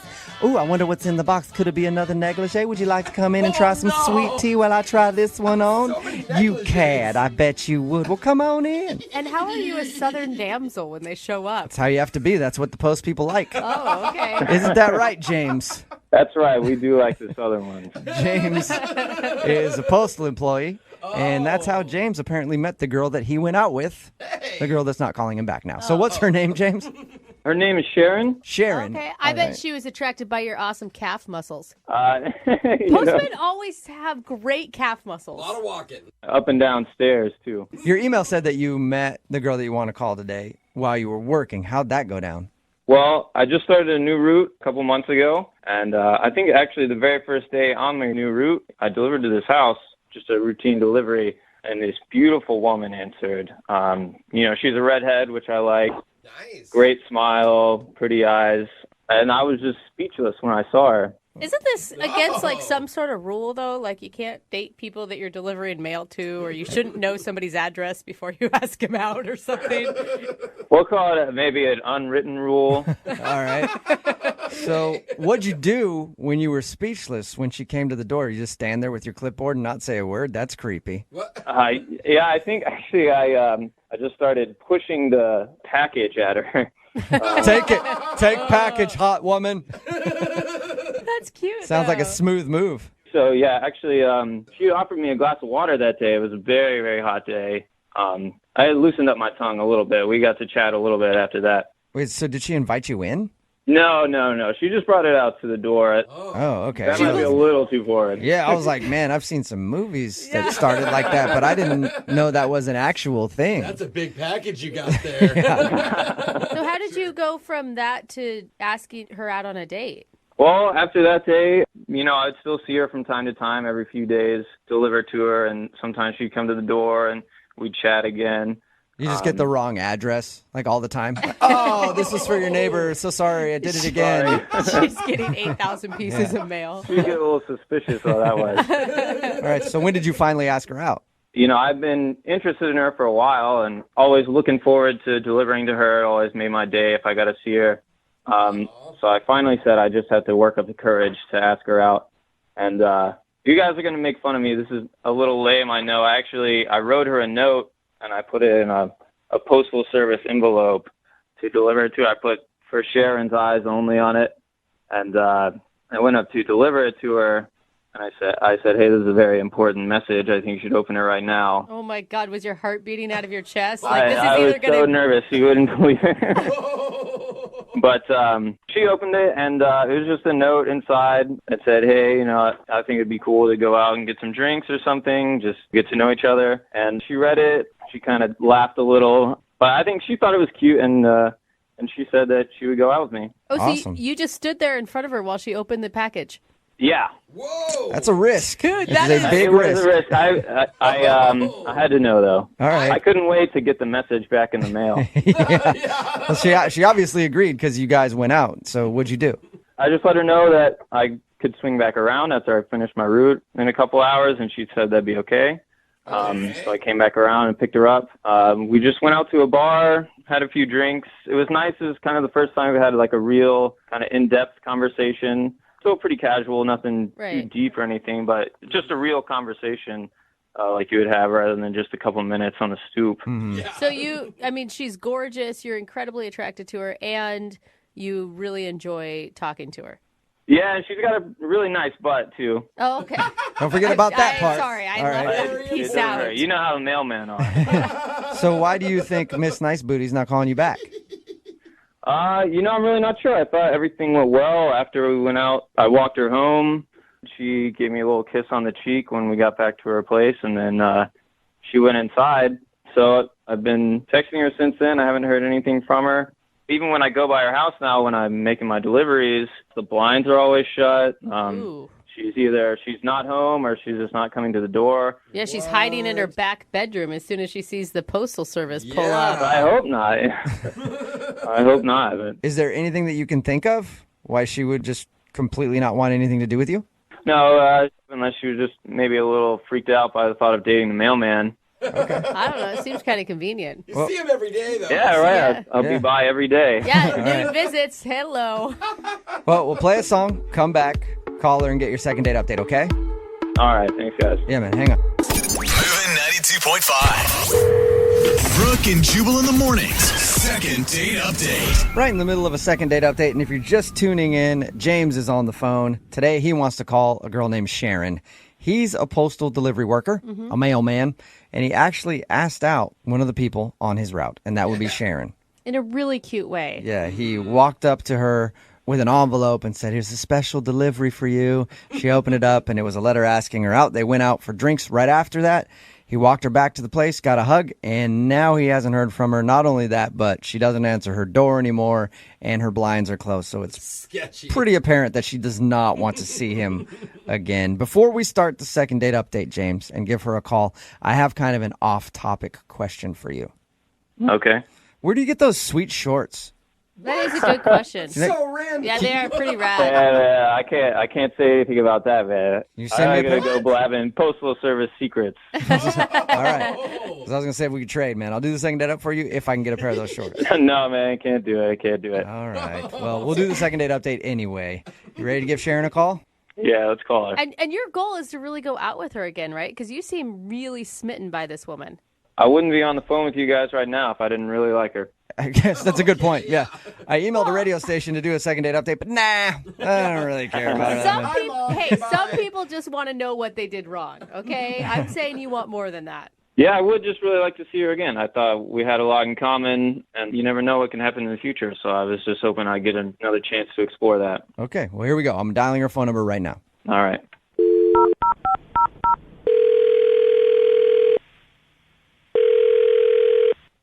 Hello? Can I speak to Sharon? This is Sharon. Hey, Sharon, how are you? This is Jubal from Brooke and Jubal in the morning. Oh, not interested, thank you. No, please don't. We're not Don't hang up. telemarketers. Don't hang up. This is not a telemarketing phone call. Okay, then what is it? This is Jubal from Brooke and Jubal in the morning. It's a radio show. Okay, I'm still not interested. No, we're not trying to sell you anything or do a survey or anything like that. I actually am calling you because somebody that you know emailed us and asked us to call you. What? Yeah. It's kind of crazy. His name is James. Oh. Mm-hmm. And I'm assuming you know who James is. Yes, I know who James is. He's the mailman with a heart of gold. Mm-hmm. I don't sound like you agree with that statement there, Sharon. So James emailed us because he wanted us to talk to you. He told us how he asked you out and you went out on a date with him. And he really liked you, but for some reason you're not calling him. And now when he goes to your house, your blinds are closed and you don't answer the door. So he was hoping maybe we could find out why. Oh, listen, I'd rather not talk about it. Is there anything that you can tell us? No, I just don't want to embarrass him, and it's just kind of private information, so. If it's embarrassing for him, he wants to know. Right. And you got to put yourself in his shoes. I mean, this guy likes you. He spent weeks working up the courage to ask you out. He finally does it. You guys go out, and now you won't even answer your door. So you guys just want to know why I've been avoiding him? Well, he wants to know, too. We all want to know. Everybody wants to know. Okay. I wouldn't have even really gone out with him, honestly, but he wrote this really sweet letter and it kind of put his heart out there, and so I said yes, and I guess it would have been fine if he hadn't really just crossed the line. Wait, why wouldn't you have gone out with him prior to that letter? I don't know. It's the mail guy, you know? Yeah, so you just don't think of him as an option, maybe? Yeah. I don't know. Isn't that kind of weird to date your mailman? Because then they're still coming to your house. Yeah. More importantly, I want to know what you mean by he crossed the line. Yeah. What did he do? Well, we went on a date, and after that, everything was fine. But a couple days later, I found this note in my mailbox, and he had opened my utility bill and saw that it was late, and so he paid it for me. What? Whoa, that's That's Wait, hold yeah. on. I'm That like, is- sweet. You don't like that though? You guys, that's a federal crime. Yeah, well, that's what I thought. I saw it and I was like, I think this might be illegal for him to do this, and this is his job. You know, I can see how he thought that might be a sweet gesture, but like you said, it's illegal for him to open my mail. Well, and how did you? I mean, did he leave a note in there? Is how you realize he paid for it? Yeah, he was basically like, "Hey, Sharon, saw that your bill was late, and I paid it for you. So here's the bill. Don't pay it." Man, I wish this guy was my mailman. Just pay all my late payments. That'd be great. It's not baller at all. It's intrusive and creepy. What other mail is he reading? That's my problem with it. Exactly. I'm not reading any other mail. Hold on. That's the only thing that I looked at. Wait, what's going on? Sharon, that's James. He's on the other line and wants to talk to you. Oh my God, are you kidding me, James? Now listen, I think it's a little unfair what you're saying. I really just was trying to do a nice thing for you. I saw that your bill was late. I thought I would help you out. I wasn't trying to freak you out or, get too involved with your life or anything. I just thought that was something I could do to help you, and now I feel like I'm being punished for it now. Yeah. Okay, but that's creepy. Don't you see how that's creepy? If you say that it is, at the time I didn't think of it that way. It says right on the outside of the bill, payment past due. I wasn't, rifling through the mail or anything. It was really just this one bill that I saw, and I thought that it would just be a nice thing I could do to help you out. I wasn't trying to go through your mail or anything. But you don't know what my financial situation is. Maybe I just forgot to pay it, It's all very intrusive. Well, regardless of, whether or not you could pay it yourself, I just paid it for you. I thought that's a nice thing to do. You never thanked me for that or anything. No, thank you, nothing, man. James, why didn't you tell us about this when we first talked to you? I would have been able to tell you right there. That's probably why she's not calling you back. I just didn't, it wasn't part of the date, so I didn't think I needed to mention it. Yeah, that's a pretty big thing to leave out. I don't know. How much was the bill? $172. That's nice. I thought it was like $50. Even if he took you out to dinner on a date, he's probably not dropping $172. Dude, I don't want any man up in my financial business, period, let alone some guy that I just went to drinks with once. I agree. Hey, I thought you guys were supposed to be helping me out here. I'm sorry, you creeped me out, man. I'm not paying your bill, only Sharon's. Only Sharon gets her bills paid. Good point, James. I understand now how you may have thought it would be a sweet gesture, but it just really freaked me out. I mean, who's this guy that's going through my mail and paying my bills for me, Well, yeah, really there's no hidden agenda here or anything. I was really just trying to do a nice thing. Maybe I went about it the wrong way, but my intentions were certainly good. All right, well, Sharon, can you at least see what he was trying to do? Maybe it's a little misguided, but he's trying to be nice. I guess so. It's weird. Yeah. I'll agree with you on that. But Sharon, would you like to go out with James again on a second date? We'll pay for it. Oh, man. So that James doesn't have to, and you don't have to worry about where the money came from. Sharon doesn't have to pay for anything these days. Sharon's got it good. Well, Sharon, I'm sorry. I clearly have overstepped my bounds. It's not something I intended to do. I just thought that you were such a kind person to me, such a genuine person, and I thought that you were someone I'd like to get to know, and just thought that maybe I could pay that back a little bit, do something kind for you. And that's really it. I just, I didn't go through any of your other bills. I didn't want to pay any of that. I really was trying to help you out one time. I thought you seemed like a great person. I just wanted to get to know you more. Okay, that was pretty sweet. I'll give you that. So what do you think, I agree Sharon? with you on that one. Even though it's a weird move, would you like to go out with him again? A weird illegal move.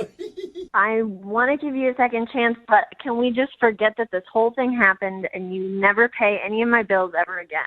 Whoa. Actually, we could take it a step further. You could just pay me back the $172 and then wipe the slate clean. You want to do that, Sharon? You want to reimburse him? I mean, we don't have to go that far. All right. Well, Yes. James, congratulations. You got your second date. All right, thank you. I don't Yeah, know how you and- managed to pull that off. That was impressive, James. No more. Everybody likes the mailman. Right. Yeah, they do. No more going through people's mail at all, okay? Even if it's in a way to help them out. You know, when Christmas comes around, I'm not even going to pick out the Santa Claus letters. Good. I'll just throw them all in the trash. But perfect. Even better. Brooke and Jubal in the morning. A lot of people texting in at 78592 right now. They would like to go on a date with James Yeah. from the second date update. If you missed it, James is a postman. Mm-hmm. He actually asked one of the women on his route out on a date. Her name was Sharon. They went out. She wasn't calling him back. As a matter of fact, every time he'd show up at her house, like her blinds were drawn, she wasn't answering the door, wasn't talking to him anymore. So he knew he had done something wrong. When we got her on the phone, we found out the reason that she didn't want to see him again or talk to him again was because he actually opened up a piece of her mail. It was a bill, I guess, that was overdue, and he paid the bill for her and left her a note like, hey, I took care of this for you, saw it was late. And that creeped her out, one, because it's a crime to do that, and he was going through her mail, but his intentions were good. He just wanted to help her pay a bill that was late that she might not have known about. And apparently, I'm the only one that thinks that that is crossing a line. I think it's really nice. Everyone is texting in that they want to date this guy. Yeah, if that somebody is would just too pay my much bills for me on time, I'd appreciate that. I don't Hold care on, who if it you was are. Any other piece of mail, though, that is super creepy. All right, I'm just saying. Yeah, but if it's like personal your stuff. It is your personal stuff. It's your financial. Yeah, but it's a bill she didn't pay. He was helping her out a lot. Credit is very important, and he was just looking out for her credit score. Credit is very He important. actually was able to score another date with her, though. Yeah, She, at the end of the conversation, thought what he did was actually kind of sweet. A little misguided, but kind of sweet. So she agreed to go out with him one more time. Remember, if you want to do a second date update. Moving 92.5. Brooke and Jubal's second date update. A lot of people think one of the keys to dating is if you're ever like challenging a girl to a game, I don't know, playing pool, bowling, something like that, you let them win. No. But that's not how you do it. You beat them down Yeah. handily, and then you gloat in their face. And that is the best way to score a date with a girl. And that's exactly what Henry did, who's on the phone for a second date update right now. He challenged her to a race, beat her, and then gloated. And now he's wondering why he's not getting a call back. I think I might know why, Henry. That's not exactly what happened. Okay, well, why don't you explain to me what happened then? Because your email said that you met her while you guys were running and you challenged her to a race and beat her. Right. So it was a 5K, and we met while stretching. I was stretching. We were both alone. Both alone stretching? That sounds very intimate already. Yeah, I guess it was kind of intimate. Did you make comments about her being very bendy and how you like that? So creepy. No, I steered clear of those sorts of comments. Okay. We were stretching, and I noticed her. She was cute. We flirted. I was just, asking her if she was excited about the run. Had she done this sort of stuff before? Just, basic flirting, getting to know you stuff. And she seemed really cool. I was like, oh my God, this is really great. So I said, I'll bet you lunch that I'll beat you. Oh, that's kind of cute. Ooh, smart. That's Thanks, cute. Brooke. Yeah, no, I thought it was pretty cute. I mean, it's just your way to make sure that you can buy her lunch. Yeah, the whole time I was going to buy, I wasn't thinking like, oh, I'm going to hold her to buying me lunch. It was just a way to ask her out. Yeah, I'm sure she understood that. So you ended up beating her, and then I beat her handily, of course. And you're still bragging about it. I'm a good runner. I beat her. I waited for her, not in a creepy way, but I was just there. Everyone's having some water. I was there, and we, exchanged numbers, and we went out for lunch. all right. And how did lunch go? Really good. I mean, I really liked her. She was really cool and funny. It was easy, and I paid for lunch again. So. So I didn't, make her pay for lunch. Why'd you laugh after that? That sounded weird. Like I paid for lunch, if you know what I mean. No, I felt like you guys might think that I made her pay for lunch because of the bet. You should have. No. Yeah, I mean, you a bet's a absolutely bet. should have made her pay Jubal's for right. lunch. No. So you said the conversation and everything was going good. Like, what are some of the things you really connected on, other than the fact that she can't run as fast as you can? Right. I mean, there was one interesting thing I'll say. I mean, that she sort of stood out from other girls I've dated, we talked a lot about intimacy. Intimacy, like sexual intimacy? Yeah. Oh, nice. Yeah. That's pretty sweet to have on a first date over lunch. Yeah, soup and salad and talk about sex. How'd that come up? Wait, yeah, exactly. Because it's lunchtime, it's daylight.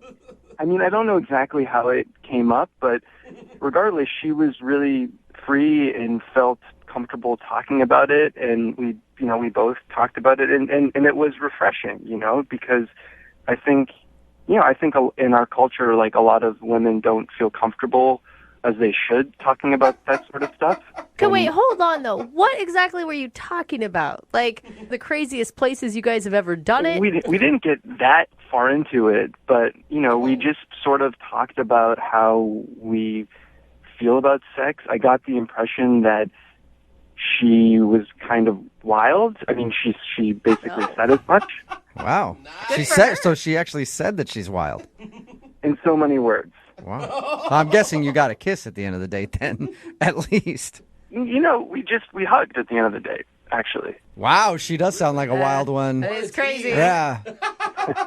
Well, again, it was afternoon, and, first date, for me, I generally think, like, the first date, not much is going to happen in that way, but no, it didn't feel like I was, like, hugging my sister or something, like, it felt like okay, there was chemistry there. So you're saying that she's wild, and you guys talked about all kinds of intimacy, all kinds of sexual stuff on your first date, and then you ended it with a hug. I'm guessing your talk wasn't really as hot and heavy as I'm picturing it in my mind. Yeah. It's like, one time I kissed the guy on the cheek. Ooh, she's a naughty girl. No, trust me, it was more than that. I know it might not sound like a lunch date hugging, but, like, it was pretty hot. All right. But if it was so hot, then why do you think you're not getting a call back? I mean, I don't know. I texted her after. I didn't hear back. I waited a couple days. I texted her again, and I still didn't hear back. So I'm worried that maybe she felt, like, obligated because of the race, because I bet her that if I win, that she would have taken me out for lunch. She felt like she had no choice but to go out with you because before the race, you were like, if I beat you, I got to take you out to lunch. She's like, damn it, I didn't want to actually go out with this guy. He has to. I know, but I feel like it can't be that because, again, like, she was able to open up with me about personal stuff. I felt a real connection. So it just seems like it couldn't be that. Well, we'll play a song, come back, call her, and get your second date update then, okay? Thank you, sure. All right, hang on. Moving 92.5. Brooke and Jubal in the mornings. Second date update. If you're just tuning in for today's second date update, Henry is on the phone with us today. He wants to call a girl named Leslie.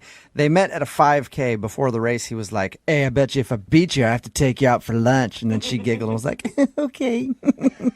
And then he ended up beating her, and they went out to lunch, and apparently they had a romantic lunchtime date after their race. And at a certain point, that romantic lunch date turned straight up down and dirty. When he says the conversation turned to all sorts of sexual things. Something that usually doesn't happen over lunch on a first date. So he's very confused how he would have this open of a conversation with a girl and she would not be calling him back. Henry, are you ready to give Miss Dirty Talk a call? I'm ready. And find out why she's not getting back to you? I'm ready. All right. And are you thinking of her as, like, this could be a potential girlfriend, or are you just really curious on whether or not she truly is wild in the sack? Both. Okay. All right. That's commendable. Nice. I'm going to dial her phone number right now, see if we can get her on the phone and find out why she's not getting back to you, okay? Okay, thank you.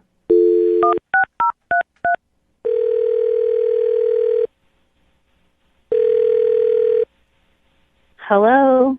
Hi, can I speak to Leslie, please? Yes, this is her. Hey, Leslie, how are you? This is Jubal from Brooke and Jubal in the morning. Hi. Hi. How are you?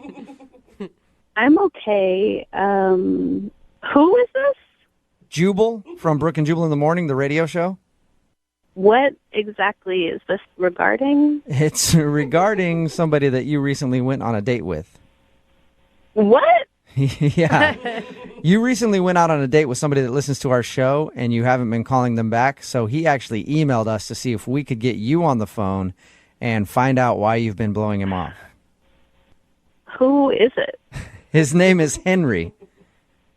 Oh, Lord. You remember Henry? He said that you guys met at a 5K and then went out for lunch after? Yeah. Okay. Is there a reason why you're not calling Henry back? He says he's tried to get a hold of you a bunch.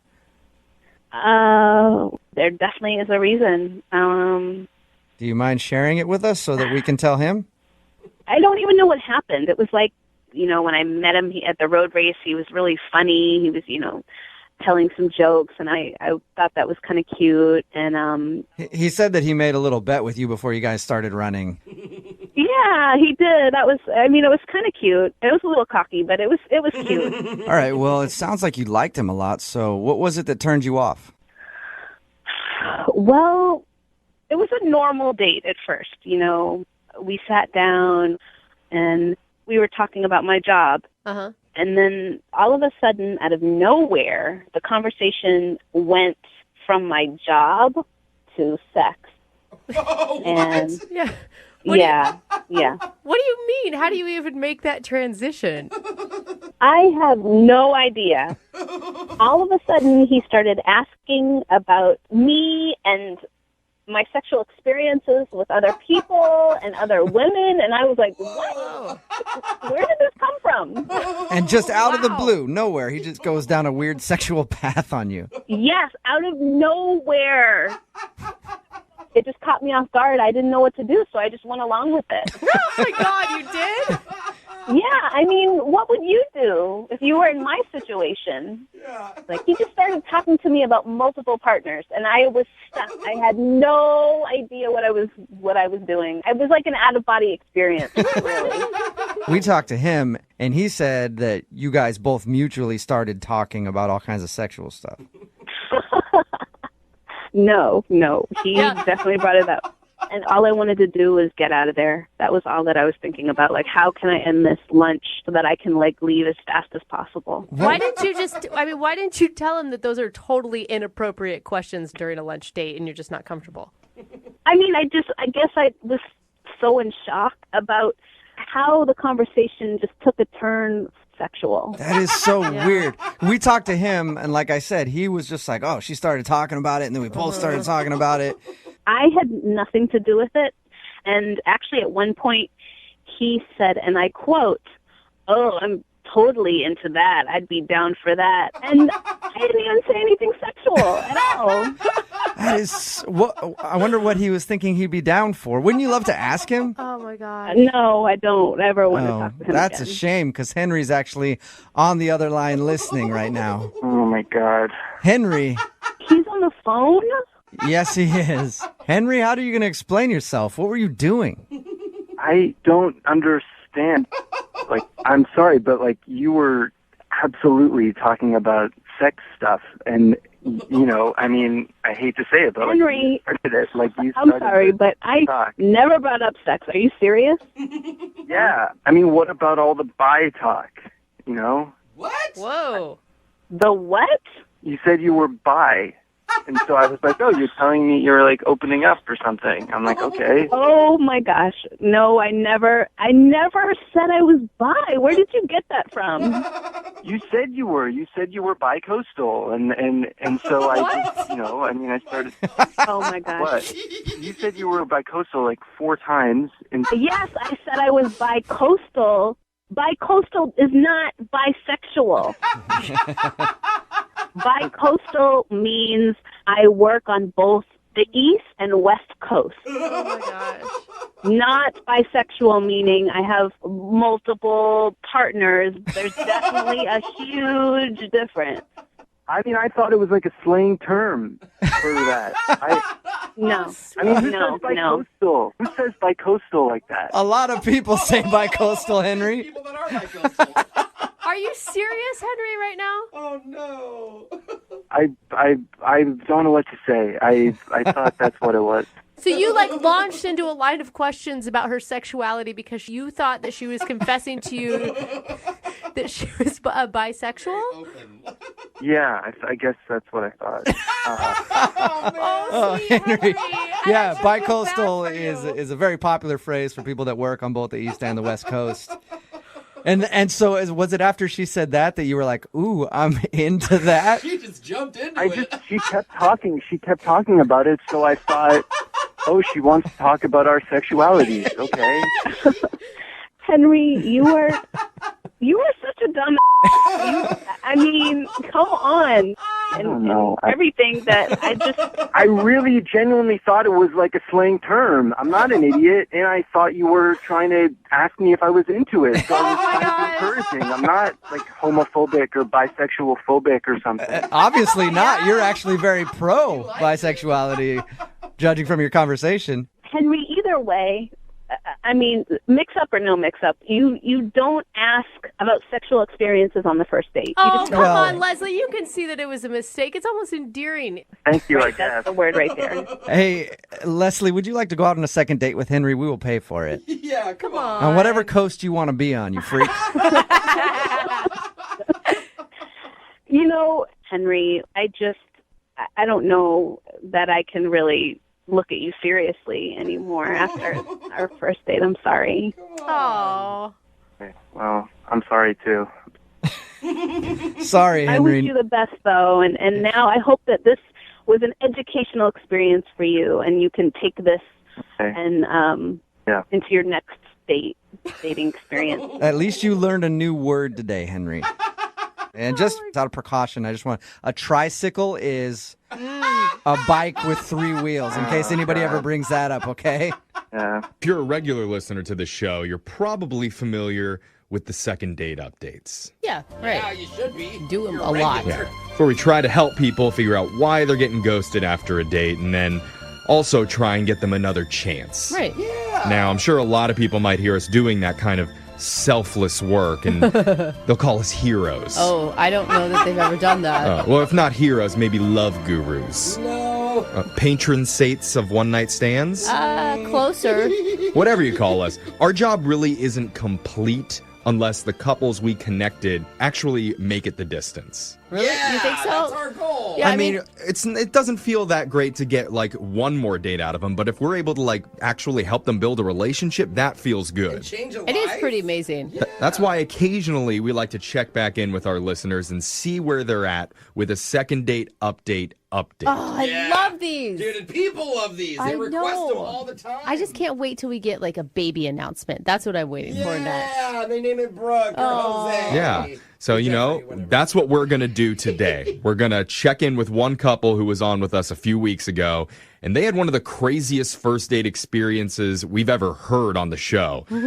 But we're going to play their original second date call first, and then we'll speak to them and find out how things are going immediately afterwards. It's coming up in your second date update right now. Moving 92.5. Second date update. We got an email from a guy named Logan for a second date update, and he says his first date was a murder mystery dinner. Ooh, I've heard about those. But then he says things didn't go so well.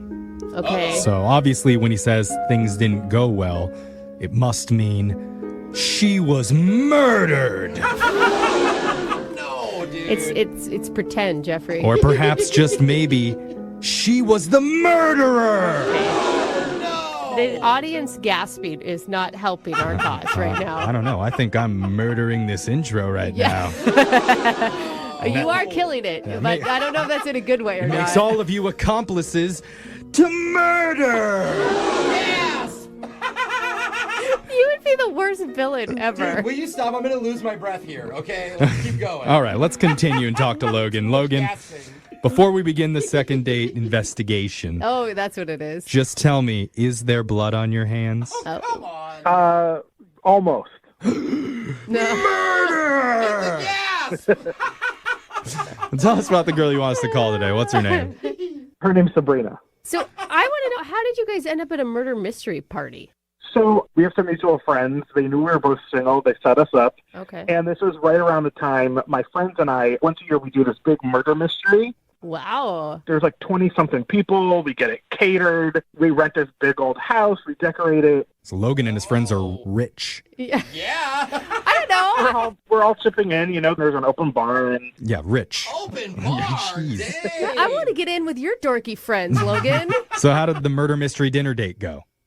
not so great. Okay. So there was mutual friends at this thing. So I thought, she wouldn't be completely by herself in a group of people. Yeah. And the whole thing was 1940s themed. So when she showed up, she looked spectacular.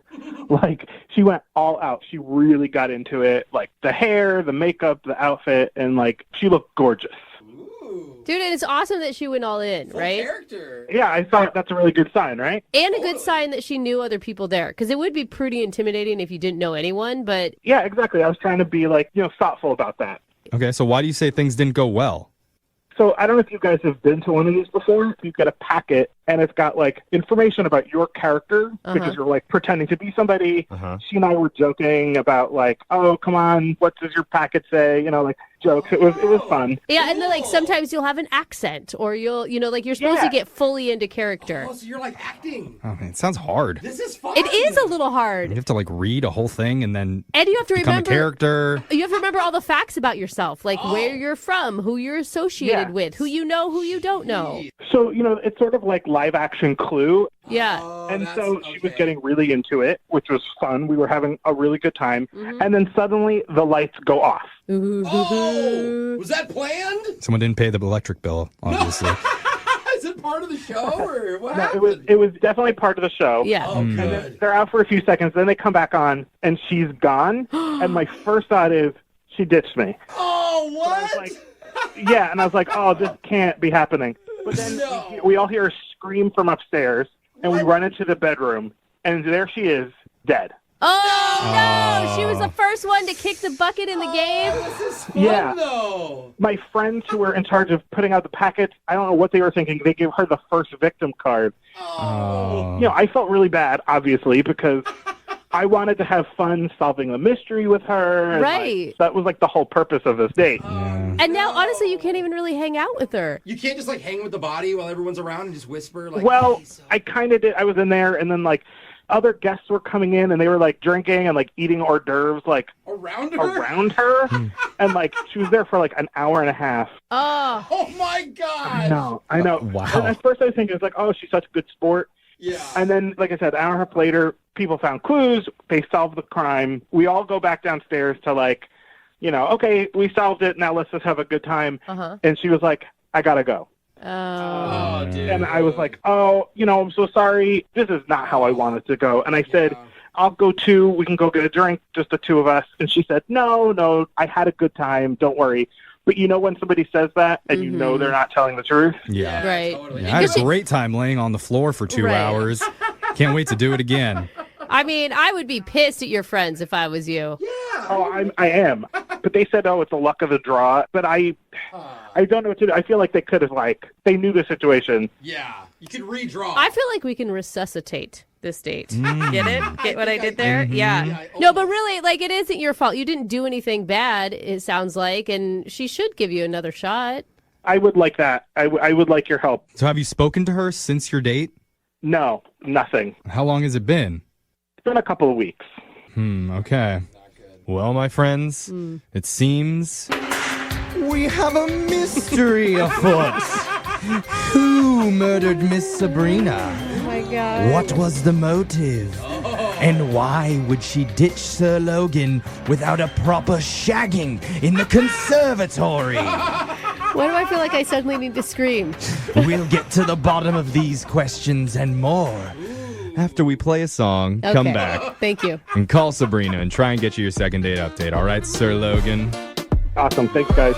Okay, hold on. Your date dying in the first 15 minutes of the night. Yeah. It's not good. I'm laughing, but you'll see why. We don't hear that a lot on these second date updates. Never once. But Hopefully never again either. Yeah. that's what happened to Logan. He showed up for dinner with a girl named Sabrina, and within minutes, she was dead. Come on, don't say it like that. Tell them the truth. Okay, I should probably clarify. This was a murder mystery dinner, and her character was randomly chosen to be the first victim of the night. There it is. So she was, quote, murdered and had to lay on the floor for the next hour and a half until the game was over. So Logan feels terrible about how that played out, and he wants a second chance at a real date. Yeah. So, Logan, I don't know why this is running through my mind, but were you more attracted to her when she was alive or dead? What? Why would that be the question? Definitely when she was alive. Okay, good. Everyone has Good. their weird kinks, so I don't know. I mean, I never asked, were you able to have any conversation with her when she was a corpse? Yeah, I mean, we did, but as the hour or so went on, kind of stopped wanting to talk. Okay. Understandably. She became more corpse-like as the time went on. She's like, She's really in character. It's really admirable. I think she's getting more and more angry. Okay. All right. Yeah. Well, hopefully she's cooled off and that she's ready to, I don't know, Cool talk. off like a dead body, bro? Talk to us. Yeah, I sure hope so. I'm hoping that you guys can work your magic. All right. We're going to dial the phone number right now and try and resurrect your second date update, okay? All right. Sounds good, guys. All right. Here we go.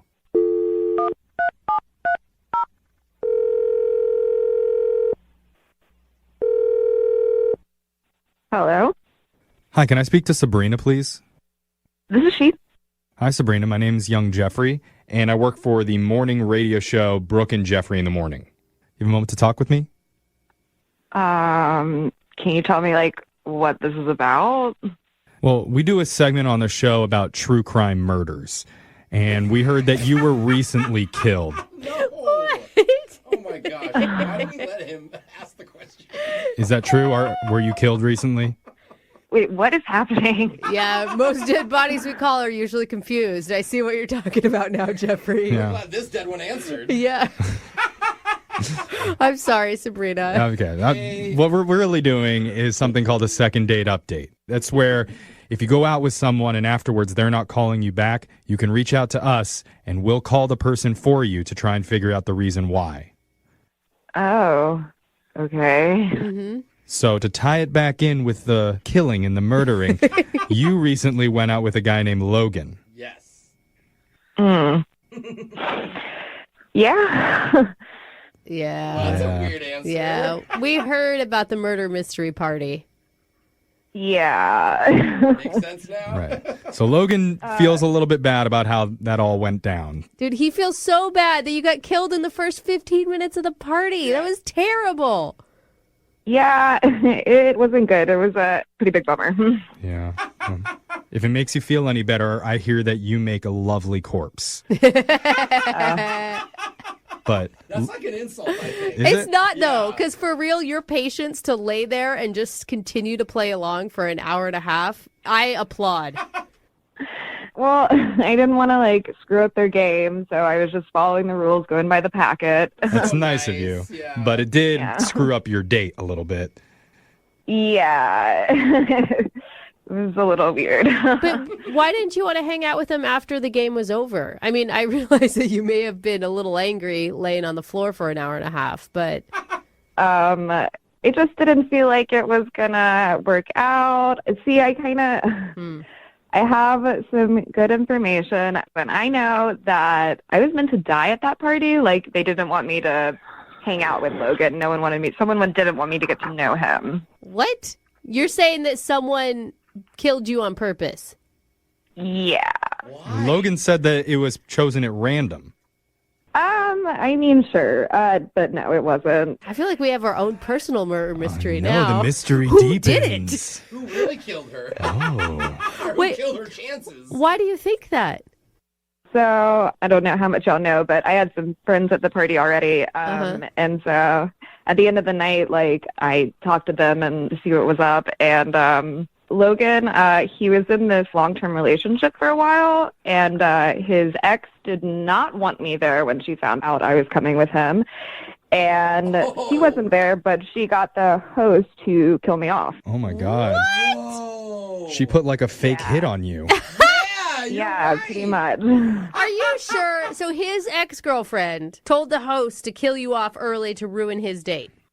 Yeah. That is diabolical, man. But still, that's not his fault. I mean, that's the crazy ex's fault, right? He doesn't even know that.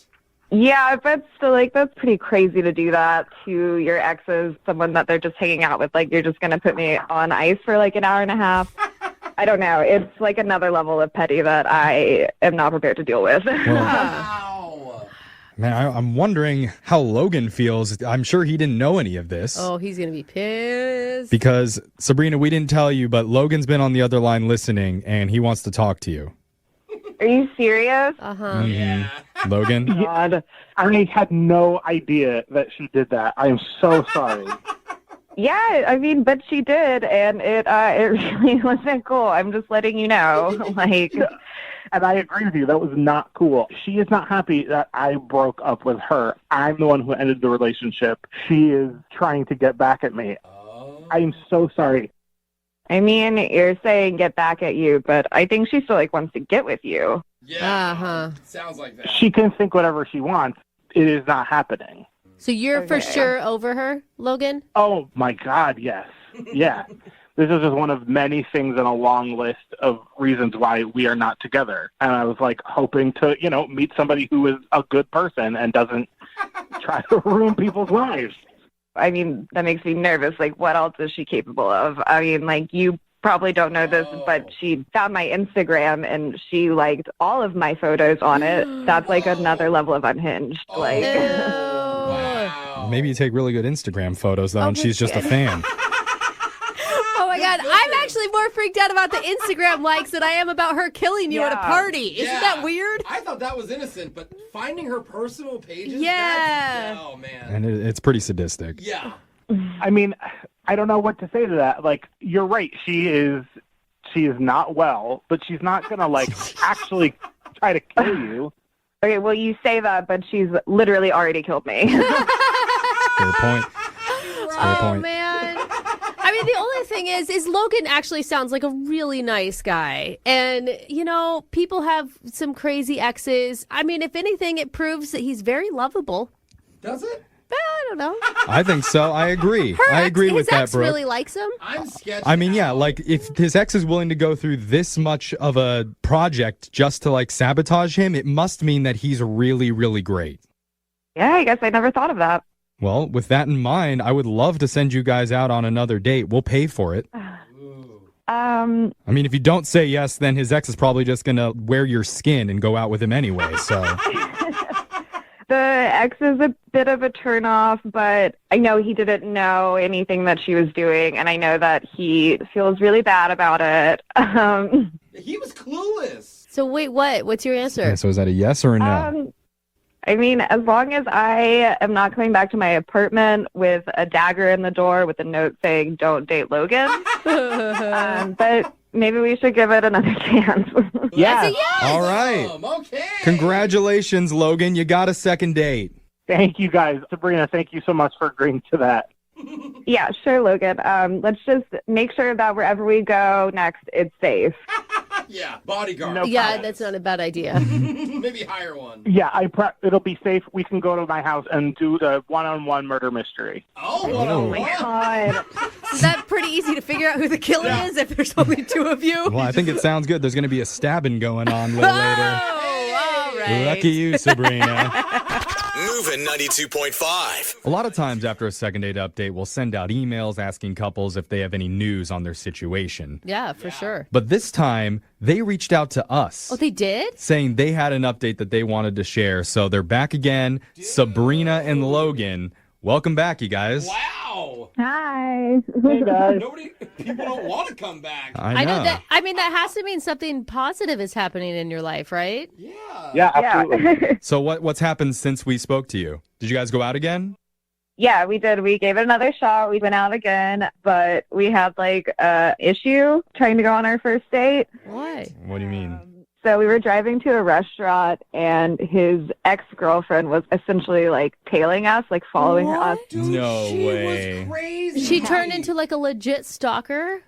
Yeah, I could see her car in the rearview mirror as we were driving, and Oh my God. so we tried to get rid of her, got out of the car, walked a bit, got an Uber, took that someplace random. Shut up. Got another Uber, and then took that to the restaurant where we had the reservation. Oh my God. To an undisclosed location in the desert. And she still showed up. Yeah, she was your server. That would have been funny. But no, we fully lost her and had an amazing time. Wow. And it only took you 4 hours to get back to your car at the end of the night. Well, it sounds like you guys have chemistry right now. Does that mean you're a thing? Are you dating? Are you official? Are you hiding in a bomb shelter? Not quite, but yeah, we've been dating. Yeah. It's been weird, I mean, with like his ex-girlfriend, but it's kind of been exciting, honestly, to like have to sneak around a little bit, make plans. Like, you never know what she's going to try next. You feel like you're cheating on each other. Honestly. You're into this? It's kind of fun. It's exciting. I don't know. It's like...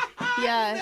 No, I agree. It's added a level of excitement. Yeah, I mean, It's like an excuse to role play. Is that what you're doing? Well- Exactly. I've never had to dress up. I mean, fear is somewhat of an aphrodisiac, so Oh my I can God. see how it would work for you guys.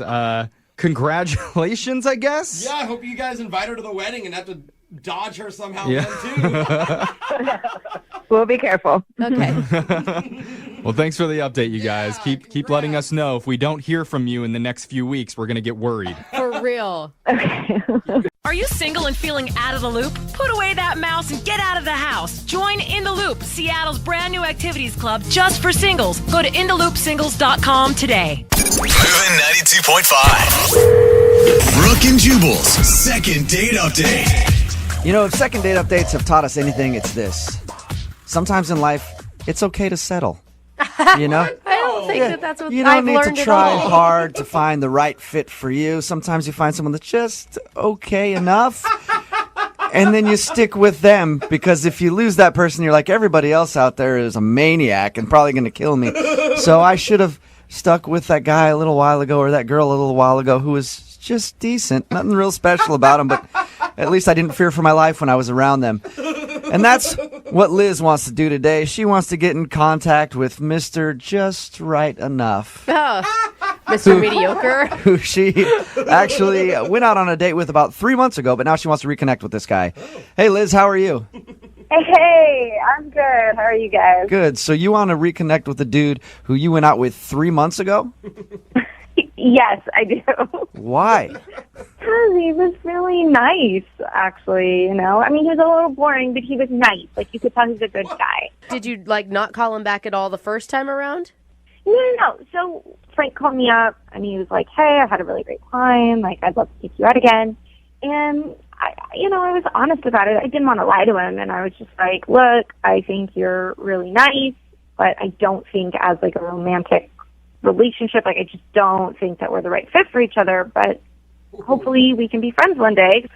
And that's the worst. As soon as you're talking to a girl and she gives you you're really nice, you're like, oh, here it goes. No, So I'm not. Shut up. Yeah, I you don't just wanna hear that. put the bullet in the chamber and you're about to shoot me in the face with it, aren't you? We're going to be friends. So you actually told him that I don't think we should go out again. yeah, I said, I thought we would be better as friends. So what made you change your mind about him 3 months later? Well, I've been out on, like, a lot of dates since then, and these guys are just terrible. Like, they're just, like, total douchebags, or they're, like, really weird, or whatever, and I just feel like maybe I didn't give this guy enough of a chance, In other words, you're ready to settle, and I like that about you. No, I'm not settling. I want to get to know him better, because maybe he was nervous or whatever, and that's why he was kind of boring. How did he take it when you told him that you guys weren't a match the first time around? I mean, he didn't, like, love the idea, because we, obviously he's asking me out on a second date, but he seemed respectful the whole time, and he's like, of course, I understand. Have you talked to him since? Actually, I texted him a couple of days ago, just to be like, hey, I've been thinking about you. Would you want to try another date, kind of thing? And he never responded. How are you going to come back from this? Like, what's your plan here? Like, hey, I friend-zoned you, but I was wrong, and I think you're attractive enough? I've never heard of this situation. Yeah, I think I'm just honest about it. I think that's how I come back, is I just say, like, hey, I'm sorry, I was an idiot. Do you want to try? Yeah, you just tell them you're honest about it. Go, hey, at the time, I thought you were really boring and lame. And then I went out with a bunch of weirdos and I realized that maybe lame and boring is for me after all. Are you single and feeling out of the loop? Put away that mouse and get out of the house. Join In the Loop, Seattle's brand new activities club just for singles. Go to intheloopsingles.com today. Moving 92.5. Brooke and Jubal's second date update. You know, if second date updates have taught us anything, it's this. Sometimes in life, it's okay to settle. You know? I don't think that's what You I've don't need learned to at try all. hard to find the right fit for you. Sometimes you find someone that's just okay enough. And then you stick with them, because if you lose that person, you're like, everybody else out there is a maniac and probably going to kill me. So I should have stuck with that guy a little while ago, or that girl a little while ago, who was just decent. Nothing real special about them, but at least I didn't fear for my life when I was around them. And that's what Liz wants to do today. She wants to get in contact with Mr. Just Right Enough. Oh, Mr. Mediocre. Who she actually went out on a date with about 3 months ago, but now she wants to reconnect with this guy. Hey, Liz, how are you? Hey, I'm good. How are you guys? Good. So you want to reconnect with the dude who you went out with 3 months ago? Yes, I do. Why? Because he was really nice, actually, you know? I mean, he was a little boring, but he was nice. Like, you could tell he's a good guy. Did you, like, not call him back at all the first time around? No. So Frank called me up, and he was like, hey, I had a really great time. Like, I'd love to take you out again.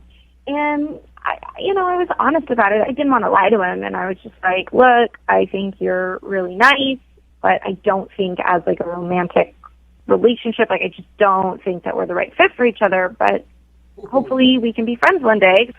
And that's the worst. As soon as you're talking to a girl and she gives you you're really nice, you're like, oh, here it goes. No, I'm not. Shut up. Yeah, you just put the bullet in the chamber and you're about to shoot me in the face with it, aren't you?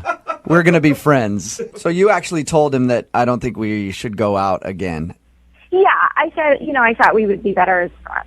So what made you change your mind about him 3 months later? Well, I've been out on, like, a lot of dates since then, and these guys are just terrible. Like, they're just, like, total douchebags, or they're, like, really weird, or whatever, and I just feel like maybe I didn't give this guy enough of a chance, In other words, you're ready to settle, and I like that about you. No, I'm not settling. I want to get to know him better, because maybe he was nervous or whatever, and that's why he was kind of boring. How did he take it when you told him that you guys weren't a match the first time around? I mean, he didn't, like, love the idea, because we, obviously he's asking me out on a second date, but he seemed respectful the whole time, and he's like, of course, I understand. Have you talked to him since? Actually, I texted him a couple of days ago, just to be like, hey, I've been thinking about you. Would you want to try another date, kind of thing? And he never responded. How are you going to come back from this? Like, what's your plan here? Like, hey, I friend-zoned you, but I was wrong, and I think you're attractive enough? I've never heard of this situation.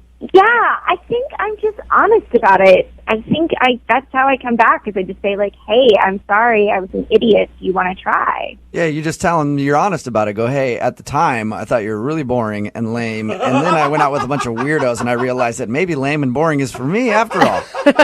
Oh, he's nice. He's really nice. I think I didn't give him enough of a chance. Yeah. Right. So you promised that you think you didn't give him enough of a chance. Are you single and feeling out of the loop? Put away that mouse and get out of the house. Join In the Loop, Seattle's brand new activities club just for singles. Go to intheloopsingles.com today. Moving 92.5. Brooke and Jubal's second date update. You know, if second date updates have taught us anything, it's this. Sometimes in life, it's okay to settle. You know? I don't think that's what You I've don't learned need to at try all. hard to find the right fit for you. Sometimes you find someone that's just okay enough. And then you stick with them, because if you lose that person, you're like, everybody else out there is a maniac and probably going to kill me. So I should have stuck with that guy a little while ago, or that girl a little while ago, who was just decent. Nothing real special about them, but at least I didn't fear for my life when I was around them. And that's What Liz wants to do today, she wants to get in contact with Mr. Just Right Enough. Oh, Mr. Mediocre. Who she actually went out on a date with about 3 months ago, but now she wants to reconnect with this guy. Hey, Liz, how are you?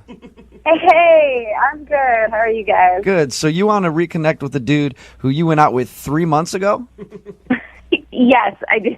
Why? Because he was really nice, actually, you know? I mean, he was a little boring, but he was nice. Like, you could tell he's a good guy. Did you, not call him back at all the first time around? No. So Frank called me up, and he was like, hey, I had a really great time. Like, I'd love to take you out again. And, I was honest about it. I didn't want to lie to him, and I was just like, look, I think you're really nice, but I don't think as, a romantic relationship, I just don't think that we're the right fit for each other, but hopefully we can be friends one day. And that's the worst. As soon as you're talking to a girl and she gives you you're really nice, you're like, oh, here it goes. No, I'm not. Shut up. Yeah, you just put the bullet in the chamber and you're about to shoot me in the face with it, aren't you? We're going to be friends. So you actually told him that I don't think we should go out again. Yeah, I said, I thought we would be better as friends.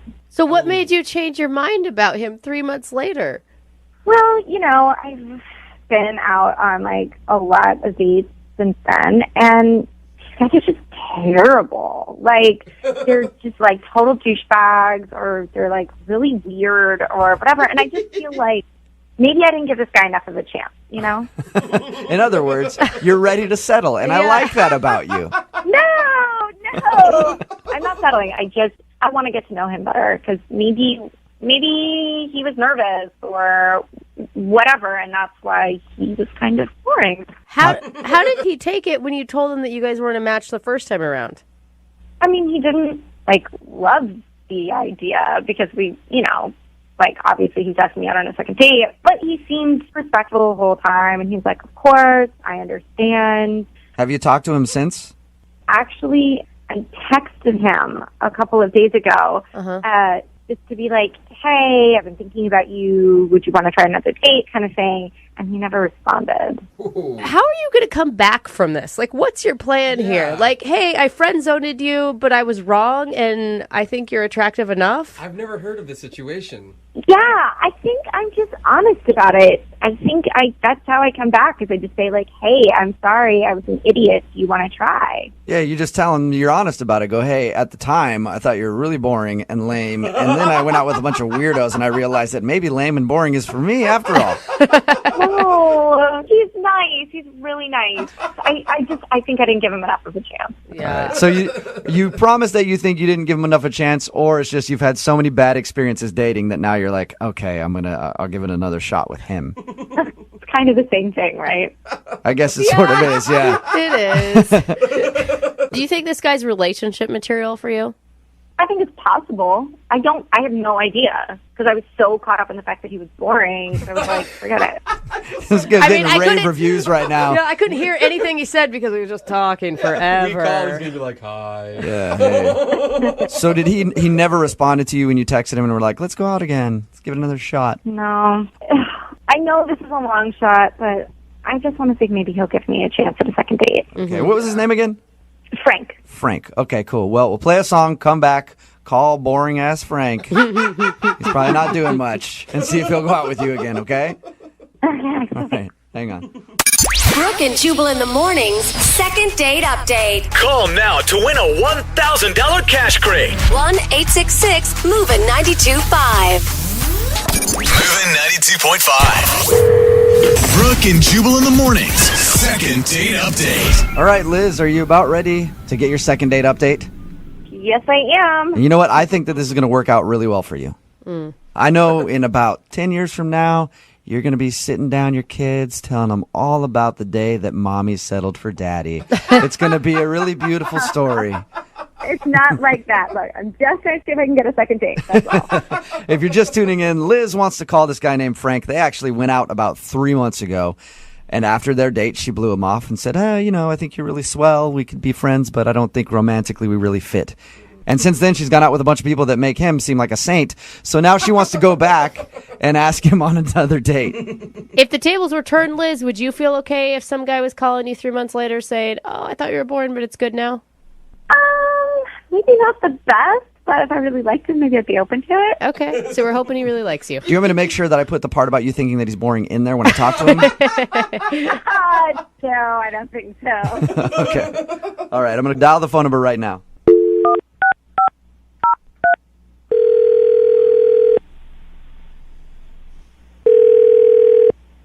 Hello.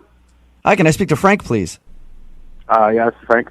Hey, Frank, how are you? This is Jubal from Brooke and Jubal in the Morning. Brooke and Jubal in the Morning? Yeah, the radio show? Yeah. Question mark? Are you a listener to the show, or? I listen every now and then. Okay, cool. Thank you. I appreciate that. Have you ever heard a second date update before? I think so.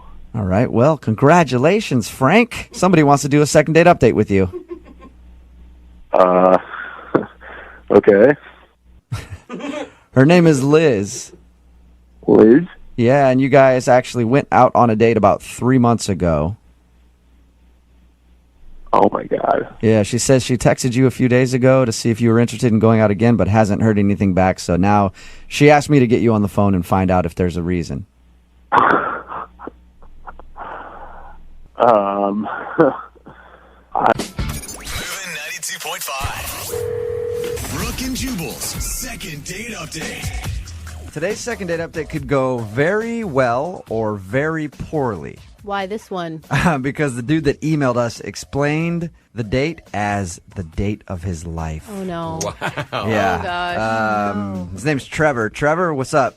Yeah. How's it going, man? All right, how are you? Good. Your email that you sent us described the date that you went on as the date of your life. Yes. It was like my life had turned into one of those ridiculous romantic movies, like Serendipity, you know, the John Cusack. I mean, it was just, it was insane. I know. Okay. It sounds so corny, but it was. So it was totally insane. Why don't you tell us about your rom-com date? I was at lunch with a friend at the Seattle Center, and I saw this girl, like, she was eating lunch at another table. Trevor, I don't mean to stop you, but the way that you described it now, everything you say, I've just got a scene from a movie in my head. The violins playing in the back. Yeah. So she was eating lunch at another table. She was eating lunch at another table, and she was probably the most beautiful woman I'd ever seen. I mean, she was just gorgeous, and you know, I couldn't hear her talking with her friend she was with, but every so often I would hear her laugh, and she was just, it was Jubal, insane. give the man a chance. Trevor, I apologize. I'm not laughing at you. Yeah, I'm he just- has a...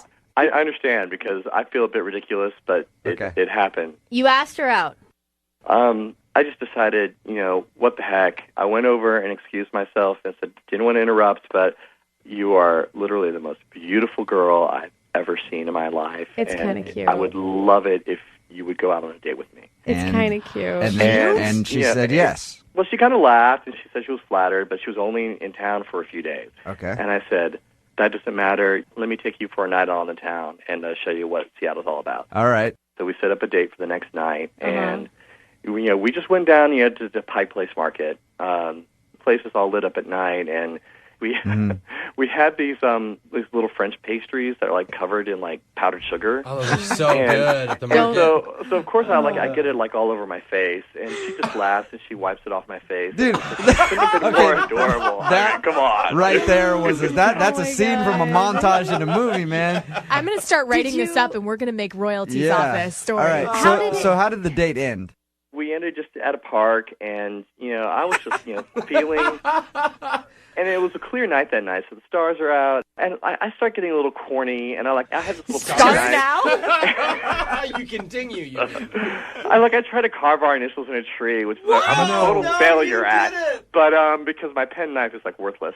But but of course she thinks it's hysterical. Let me go back there for a second there, Trevor. One, you carry around a penknife.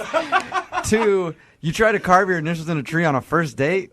This is how amazing this girl is. And she laughed. She was into it? She was into it. She thought it was cute and ridiculous, and and then to top it all off, I just jumped on top of the bench that we were sitting on, and I just announced to the world, I love this woman. You did not. And, you did like the jewelry commercial thing, like where they're standing there and I love this woman. The Tom Cruise on Oprah's couch moment. More importantly, you used the L word. Because she was amazing. What did she say? What did she say at the end of the date?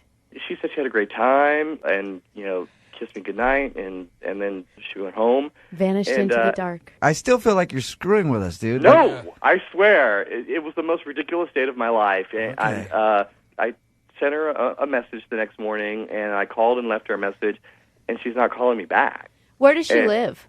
She was from Detroit. She was in town from Detroit. Mm-hmm. But the thing is, it was such an amazing night. I'm willing Yeah. to, like, go out to Detroit and see her. I'll go wherever she is. You get one shot at love, and he found the love of his life, told everybody at the park. You do realize Then you love Jubal's her? making fun of you right Not now, at all. right? Not one bit. You know what? That's fine, because it was the most ridiculous night of my life, and obviously it is fate, and I've gotta track this girl down wherever she is. Okay. Don't let our cynicalness get you down. Well, Trevor- I support you. Trevor's a listener. He knows. I mean, at least you know that we were going to rip on you a little bit, right? Yeah. Well, I knew I was for it, and I knew the story I was going to tell, so I just knew that it was going to be never ending. I'm excited to talk to her. But it's worth it. I'm excited to talk to her. I'm excited to talk to her too. She sounds like a wonderful, wonderful person. She may be the love of my life as well. Trevor, all right, we're going to call her right after this. Okay. And see if we can get her on the phone and ask her why she hasn't gotten back to you.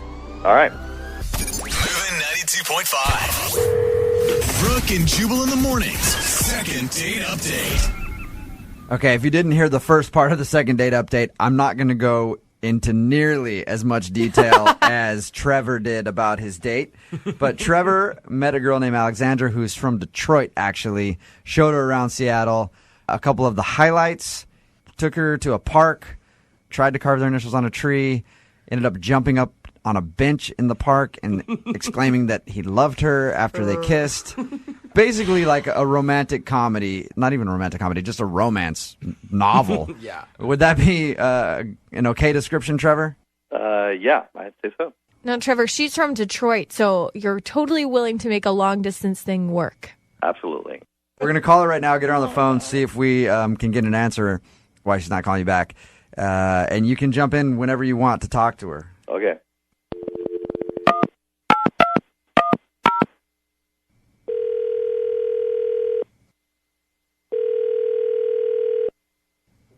Hello, Hi, can I speak to Alexandra, please? this is Alexandra. Hey, how are you? This is Jubal from Brooke and Jubal in the Morning. I'm moving 92.5. I'm sure you probably have no idea who we are. No. Okay. We host a morning radio show in Seattle, Okay. and we wanted to call you to ask you a couple questions about a mutual friend. Oh. When you were in town here in Seattle, you met a guy named Trevor, Yeah. and you guys had a kind of an evening out together, right? Yeah. Oh my And- God. Things just get more intense Yeah. with Trevor, don't they? We're calling to ask you why you haven't called Trevor back. You're calling to ask me why I'm. This is weird. I know. Is it any weirder than your first date? Come on. Here's what this is. We do a thing on our show called the Second Date Update. We're basically just calling you to ask you why you haven't gotten back to him. Oh, well, I mean, it's really hard. I'm in Detroit. Did you like him when you went out with him? Yeah, I did. I mean, at first I was like a little bit, it's not what I'm used to, like someone being so intense so quickly. Yeah. Yeah. But, I mean, as long as he wasn't like 100% serious about jumping up and declaring his love on a first date, like if it was just kind of for fun, I had a really good time. But, you say it's just because of long distance, but didn't Trevor make it completely clear that he would do anything to make this relationship work? Yeah, he did, but it was a first date. Yeah. Yeah. If I lived in Seattle, maybe things would be different. Okay, I so don't it's, know. Alexandra, it's solely the Detroit-Seattle thing that you don't live here. That's it. I would definitely, if I lived in Seattle, go out with him again. Okay. Alexandra, distance shouldn't matter. I know, but I like Alexandra, that this is Trevor. Oh, hi. Hi. Yeah. I didn't know that you were on the phone, too. Oh, my God, I'm so embarrassed. Yeah. Trevor is on the phone. Trevor is smitten. Alexandra, I think you know, I had the best date. One night, it just can't be enough. It just there was something magical there. I mean, I know that sounds incredibly ridiculous to say, but Alexandra, I would move heaven and earth to have a second date with you right now. Oh my God. Come on, Alexandra, you should see the faces of everybody in the room because we're all women. You should see the faces though of like Brooke and Lydia seriously melting. Now is that too much for you, or did you find that romantic too? I have to say, I wish you could see my face right now because I'm totally bright red. I'm so embarrassed, but like that just touches. I don't know. Yeah, Alexandra, I'm worried, Trevor, that you're gonna maybe expect too much too soon. But how could I say no to? No expectations. No expectations. If it was a fluke and our second date is like a complete disaster, you'll never hear from me again. But it's just. It was just too. I mean, I know I came on like super intense, and like I jumped up on park benches and ruined trees, but it was just I don't know. It was just such a crazy night, and I just feel like you just can't let something like that just happen once. There's got to be more, and you need to go for it. Alexandra? Yeah? Do you believe in love at first sight? I don't know. I used to think I did, and now I don't, but do you? I feel like I'm in the Twilight Zone right now. This is so weird. All right. I told these guys earlier, Alexander, that I never even thought about it twice before, but when I saw you at lunch that day, I know it seemed like a line, but it was also true. You are the most beautiful woman I've ever seen. And if I need to fly up to Detroit for a weekend to have a second date with you, then I will come out to Detroit. I don't know what will happen after that, but something has to happen. So, if whatever I need to do, I will make it happen because you are amazing, and I want the second date. At the end of these second date updates, Alexandra, since you're not familiar, we always pay for the couple to go out again if they want to go out again. It'd probably bankrupt the radio station to pay for a plane ticket because we don't have a lot of money here. We could buy dinner in Detroit. Come on. Well, I was saying dinner. Yeah, plane ticket. I said we can't do. Oh, okay. If he can get himself out there, yeah, we'll pay for dinner. And in Detroit, with your economy, it's probably like $5 anyway, right? So it's like living in a developing country. Oh, that's so mean. but we'll pay for dinner for you guys if he can come out there. Would you be interested if he flies out there to go out with him? Yeah, definitely. Oh, that's so cute. We have to get an update of how the second date goes on this one. Oh, definitely. I think something could come of this. Yeah. I really do. I'm not a love at first sight girl, but I'm an incredibly amazing attraction at first sight that can turn very easily into love type of girl. I now understand why romantic comedies do so well. Because people buy into them completely. But maybe every once in a while a romantic comedy is actually based on real life. It has to come from somewhere. It's not